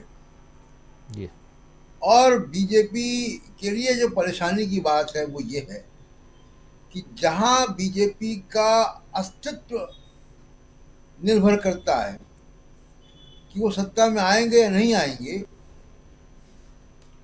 वहां जब विधानसभा के चुनाव होते हैं तो सरकार तो बन जाती है, राजस्थान में, एमपी में, छत्तीसगढ़ में, लेकिन कांग्रेस को भी 40% वोट आता है, और तेलंगाना को भी मिला लें तो कांग्रेस को 9.5 लाख वोट ज्यादा बीजेपी से मिलता है। जी, ये चिंता का विषय है बीजेपी के लिए। और ये इसकी भरपाई कैसे होगी? इसकी भरपाई होगी एनडीए के विस्तार से, इसकी भरपाई होगी नए मुद्दों से। इसलिए जब राम मंदिर के मुद्दे पर या हिंदुत्व के किसी मुद्दे पर बीजेपी बहुत आगे जाती है, तो मुझे उससे बहुत हैरानी नहीं होती है। वो इसलिए क्योंकि वो अपने इको चैम्बर के बाहर नहीं जा रहे हैं। जी, राजनीति में देखिए क्या है कि अगर आप मुद्दों में आप आगे जा रहे हैं तो नया वोट बैंक आप क्रिएट कर रहे हैं। आप नए भौगोलिक एरिया में जा रहे हैं तो आप नया वोट बैंक और नया भूगोल तैयार कर रहे हैं। बीजेपी ने पिछले 10 सालों में, जब से मोदी जी आए हैं, मेरे ख्याल से त्रिपुरा के अलावा कहीं भी ऐसी सरकार नहीं बनाई जिसको कहा जा सके कि बीजेपी ने विस्तार किया अपना। जी। तो जब तक आप विस्तार नहीं करेंगे, मोदी साहब की सबसे बड़ी विफलता ही है 10 साल की कि मोदी साहब हिंदी हार्टलैंड से बीजेपी को बाहर नहीं ले जा पाए। ना अकेले बीजेपी को और ना सहयोगी दलों का कोई एक ऐसा गुलदस्ता बना पाए वो, जैसा अटल बिहारी वाजपेयी ने बना लिया था। और ये सब चीजें चुनाव में मैटर करेंगी। ये बड़े बड़े इवेंट जरूर मतलब मीडिया लगा रहेगा और दिखाई देगा जी। लेकिन सवाल घूम फिर के वही आता है बिल्कुल कि जिन लोगों से हम यूपी में, राजस्थान में, मध्य प्रदेश में मिलते हैं, छत्तीसगढ़ में मिलते हैं, वो लोग जो कि बीजेपी के समर्थक हैं, राम मंदिर के समर्थक हैं, और बहुत से ऐसे लोग होते हैं जो नहीं समर्थक हैं। क्या हमको कोई ऐसा कोई सर्वे हम कराएं अगर कि क्या जिसने पिछले इलेक्शन में बीजेपी को वोट नहीं दिया था और इस बार वो ये कह रहा है क्योंकि मोदी जी राम मंदिर बनवा रहे हैं इसलिए हम जो है वोट देंगे बीजेपी को इस बार, वो ऑलरेडी, जैसे हम दीपक जी कह रहे थे या और लोग, कि ऑलरेडी एक यूनिवर्स है उनका जी। इसके उल्टे कांग्रेस अगर बात कर रही है कि वो नहीं जाएंगे तो कांग्रेस एक बहुत बड़े वोट बैंक को संदेश, बड़ा स्पष्ट संदेश दे रही है कि उसकी राजनीति क्या है।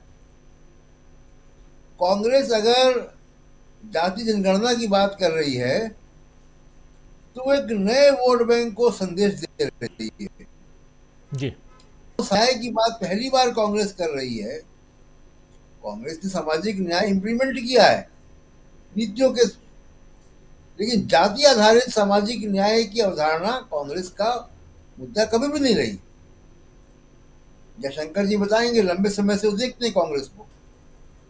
तो अर्जुन सिंह ने जरूर मंडल कमीशन को शैक्षिक योग संस्थाओं में लागू किया था, लेकिन कांग्रेस का सामाजिक न्याय की अवधारणा जाति आधारित नहीं रही है। इसका करेक्शन राहुल गांधी ने किया है दो बातों से, सामाजिक न्याय की बात उठा के और जाति जनगणना की बात उठा के। ये एक नए वोट बैंक की तरफ दिशा दिखाता है। मैं अभी ये नहीं कह रहा हूं कि कितना कामयाब होगा नहीं होगा, लेकिन ये पहल है कि एक नए वोट बैंक को वो आमंत्रित कर रहे हैं। बीजेपी पिछले 10 साल, ये फर्क है। तो एक पीक है, उस पीक पे वो हैं। हो सकता है कि राम मंदिर के इस आयोजन पे वो पीक पे बने भी रहें, लेकिन सिर्फ पीक पे बने रहने से काम चलने वाला नहीं है, क्योंकि अपोजिशन यूनिटी इंडेक्स उस पीक से बड़ा होने जा रहा है इस बार। राजीव जी बिल्कुल बिल्कुल, समय खत्म हो चुका है, लेकिन एक एक मिनट में चाहूँगा जल्दी जल्दी आप लोगों से भी। धनंजय जी, पहले आपके पास, क्या जाति आधारित जनगणना या सामाजिक न्याय की जो बात हो रही है, न्याय की चर्चा इसीलिए क्योंकि न्याय यात्रा पहले बोल चुका हूँ और जिसकी शुरुआत परसों से हो रही है, क्या लगता है आपको, खासकर बिहार और उत्तर प्रदेश जहाँ जाति आधारित पार्टियाँ हैं, जाति आधारित वोट बैंक हैं, और उसमें अगर ये और ये बिहार से भी ये यात्रा गुजर रही है, उत्तर प्रदेश से भी गुजर रही है और उत्तर प्रदेश में सबसे लंबा वक्त गुजारने वाली है, उस हिसाब से कह रहा हूँ कि क्या आपको लगता है कि न्याय यात्रा आने वाले समय में भारत इंडिया गठबंधन के लिए मील का पत्थर साबित हो सकती है? देखिए, जब आप जाति की बात करेंगे तो जातीय भेदभाव की भी बात करेंगे, और जातीय भेदभाव की बात करेंगे तो फिर आपको सामाजिक न्याय की बात करनी पड़ेगी, और जब सामाजिक न्याय की बात करेंगे तो फिर जो भारत जोड़ो न्याय यात्रा की बात भी करनी पड़ेगी, क्योंकि न्याय की बात तो यही कर रहा है, बाकी तो कर रहा है कि प्रभु राम है। तो मुझे लगता है बिहार में असर इसका है, और बिहार में केवल बात नहीं हुई, बिहार में सामाजिक न्याय 60s के दशक से होता आ रहा है, आज नया शुरू नहीं हुआ है, 60 के दशक से होता आ रहा है। और बिहार ने फिर चुनौती रखी है देश के सामने कि आपको पूर्व जन्म का न्याय चाहिए, आपको इस जन्म का न्याय चाहिए। पूर्व जन्म का न्याय चाहिए तो मनुस्मृति पढ़ते रहिए, और इस जन्म का न्याय चाहिए तो आपको संविधान लागू करना पड़ेगा, जिस संविधान के प्रियम्बल में लिखा हुआ है न्याय, सामाजिक न्याय, आर्थिक न्याय, राजनैतिक न्याय। क्या सामाजिक न्याय, आर्थिक न्याय और राजनैतिक न्याय महत्वपूर्ण नहीं है? अगर जिनको लगता है नहीं है वो बात करें कुछ, लेकिन मुझे लगता है बिहार, उत्तर प्रदेश में भी गठबंधन मजबूत है और बन चुका है। अभी भले घोषणा होनी बाकी है, जो बता रहे थे अमलेंदु जी की 15 तारीख को जन्मदिन है, उस दिन होगा। बिहार में तो मैं आपको बहुत पहले भी बताया था कि बिहार में नीतीश कुमार टूटने वाले नहीं है।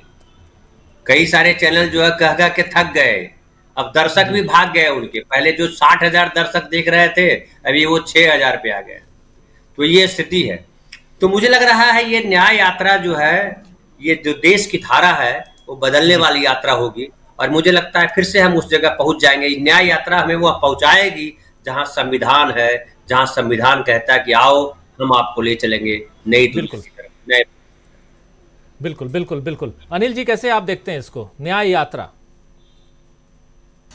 देखिए, ये मैं इसको इलेक्टोरल टर्म्स में देख नहीं पाता अभी तक, क्योंकि उसको मतलब चुनाव में कितना फायदा होगा ये अभी कैलकुलेट करना आसान नहीं है। वो प्रशांत जी का सही कहना है कि वो उन्होंने विस्तार किया और जो करेक्शन था उन्होंने कर लिया है। एक नए वोट बैंक, मतलब वोट बैंक नहीं कहिए, नए समुदाय को या मतदाताओं के समूह को वो एड्रेस कर रहे हैं। अब इस एड्रेस को वहां तक लाने में कि बूथ तक वहां तक पहुंचकर उनकी मदद करता है कि नहीं, इसके बारे में मैं अभी कुछ नहीं कहूंगा, क्योंकि इसका कोई ज्यादा फायदा अभी 3 जो स्टेट हुए उसमें अगर आप ठीक से नजर डालेंगे तो 3 स्टेट के चुनाव में कुछ जाति आधारित जनगणना का मुद्दा से कांग्रेस को बहुत फायदा नहीं हुआ, और मतलब कि वो जीत की ओर नहीं ले जा पाया।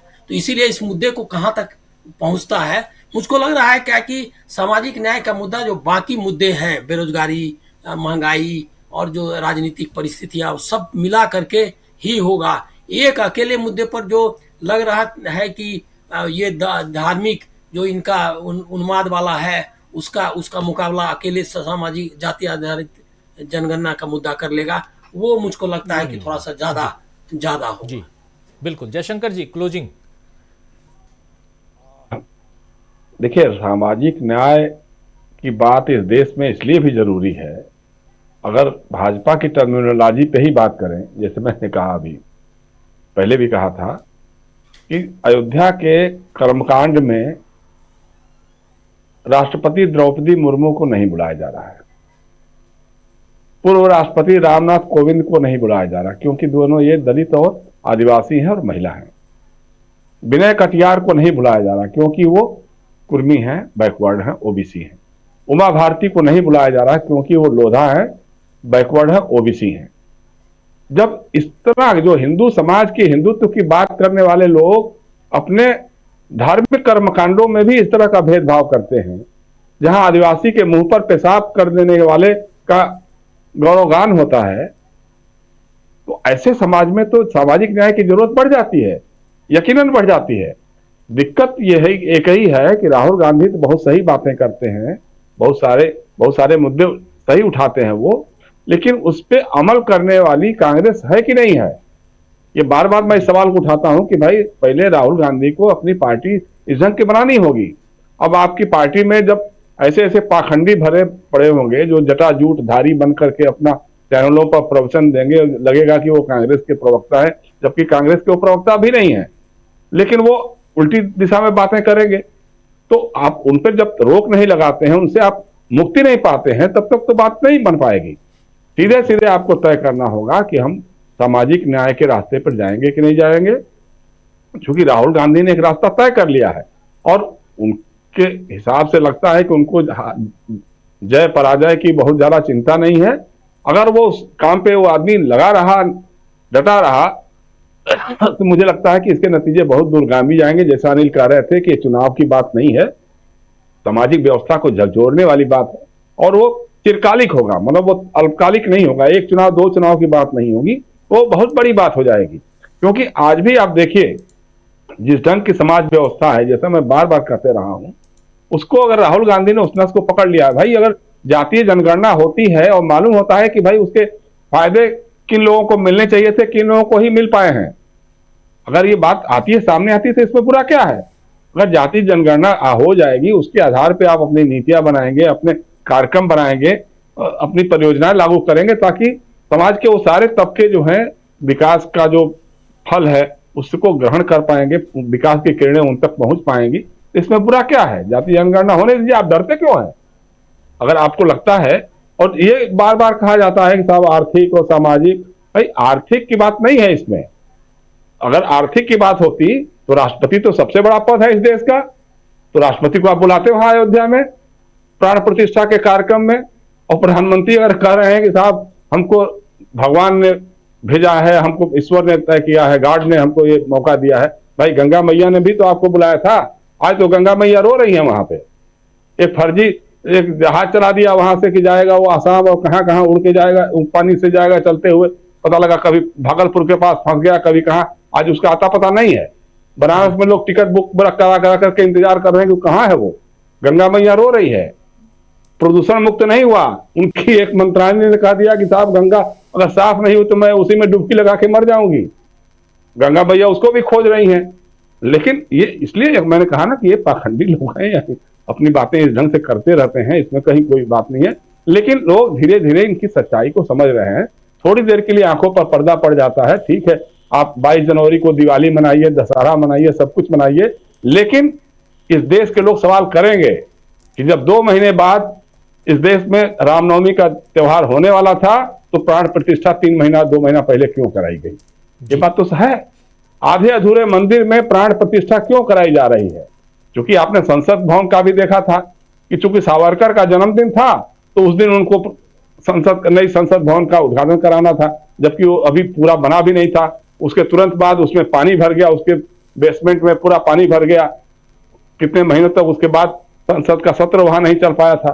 तो इस ढंग के तो सारे जिस ढंग के काम ये लोग कर रहे हैं, ठीक है, थोड़ा सा चूंकि मीडिया है, मीडिया आपके हर बात की जय करेगा, कारपोरेट हाउस आपके साथ लगा हुआ है, आपका कनफुआ तंत्र भी है जो घर घर जा करके अपने ढंग से लोगों को समझाएगा, लेकिन ये बहुत लंबा नहीं चल पाता है। अब देखिए इसकी शुरुआत जो है राजस्थान में हो गई है। राजस्थान का करणपुर जो है गंगानगर जिले का, वहां उपचुनाव हुआ। कितनी पॉलिटिकल बेईमानी की इन लोगों ने कि उम्मीदवार जिसको बनाया उसको मंत्री बना दिया, मतलब विधायक चुना नहीं गया, उसको मंत्री पहले बना दिया, ताकि लोगों को लगे, करणपुर के लोगों को लगे कि साहब हम विधायक नहीं हम मंत्री चुन रहे हैं, वो तो पहले ही मंत्री बन गया। लेकिन हवा खराब होनी शुरू हो गई है, शुरुआत हो गई है, और 11,000 वोट से उनका वो जो मंत्री बना हुआ उम्मीदवार था भाजपा का, वो हार गया और कांग्रेस का आदमी जीत गया। तो इसलिए लोग समझ रहे हैं, धीरे धीरे लोगों के समझ में आ रहा है कि अगर हमने कोई गलती कर दी है, चाहे वो किसी भी कारण से कर दी हो, तो उसका परिमार्जन भी है और वो करेंगे लोग। और मुझे लगता है कि 2024 जो है अगर ठीक से, क्योंकि जो इंडिया अलायंस का जिस ढंग से विस्तार हो रहा था, इसे अभी अब बात कर रहे थे, महाराष्ट्र की बात कर रहे थे, अभी आपको पता है कि प्रकाश अंबेडकर की पार्टी बहुजन विकास अघाड़ी भी जुड़ गई है, इंडिया अलायंस का हिस्सा बन गई है। पिछले चुनाव में 2019 के चुनाव में उसने 10 सीटें कम से कम हरवाई थी कांग्रेस और एनसीपी के लोगों की, तो वो अब इंडिया अलायंस का हिस्सा बन गया। डॉक्टर भीमराव अंबेडकर के वो प्रकाश अंबेडकर की पार्टी जो है बहुजन विकास अघाड़ी, तो इस तरह से अब मायावती भी हो सकता है, जिस तरह की बातें चल रही हैं शायद उत्तर प्रदेश में इंडिया अलायंस में वो भी शामिल हो जाएंगी। अगर विपक्ष का पूरा कुनबा एकजुट हो गया, सारे लोग एक साथ हो जाएंगे, तो माफ कीजिएगा ईवीएम कहीं काम करने वाली नहीं है। जी राजीव जी बिल्कुल, सब एकजुट हो गए तो ईवीएम काम करने वाली नहीं है। लेकिन जो राजस्थान के करणपुर की बात आप कह रहे हैं, तो लोग यही कह रहे थे कि वहाँ शायद ईवीएम का इस्तेमाल नहीं हुआ, कांग्रेस जीत गई, मंत्री जी हार गए। चलिए तो ये चलता रहेगा। लेकिन कल ये सूचना आपको पहले दे चुका हूं दोस्तों, कल शाम सीधे मणिपुर से आपके साथ रहूंगा न्यूज पॉइंट लेकर। बहुत बहुत शुक्रिया अदा करना चाहता हूं जयशंकर जी, आपका बहुत बहुत शुक्रिया अदा करना चाहता हूं प्रशांत टंडन जी, अनिल सिन्हा जी, धनंजय कुमार जी, डॉक्टर दीपक पाचपोर जी और अमलेंदु उपाध्याय जी, साथ में जुड़ी थी मीनू जैन जी, उनका भी बहुत शुक्रिया। आप तमाम साथी जो हमारे साथ बने रहे, बहुत बहुत शुक्रिया, बहुत धन्यवाद आप लोगों का। डॉक्टर विनोद प्रकाश गुप्ता शलभ साहब हमारे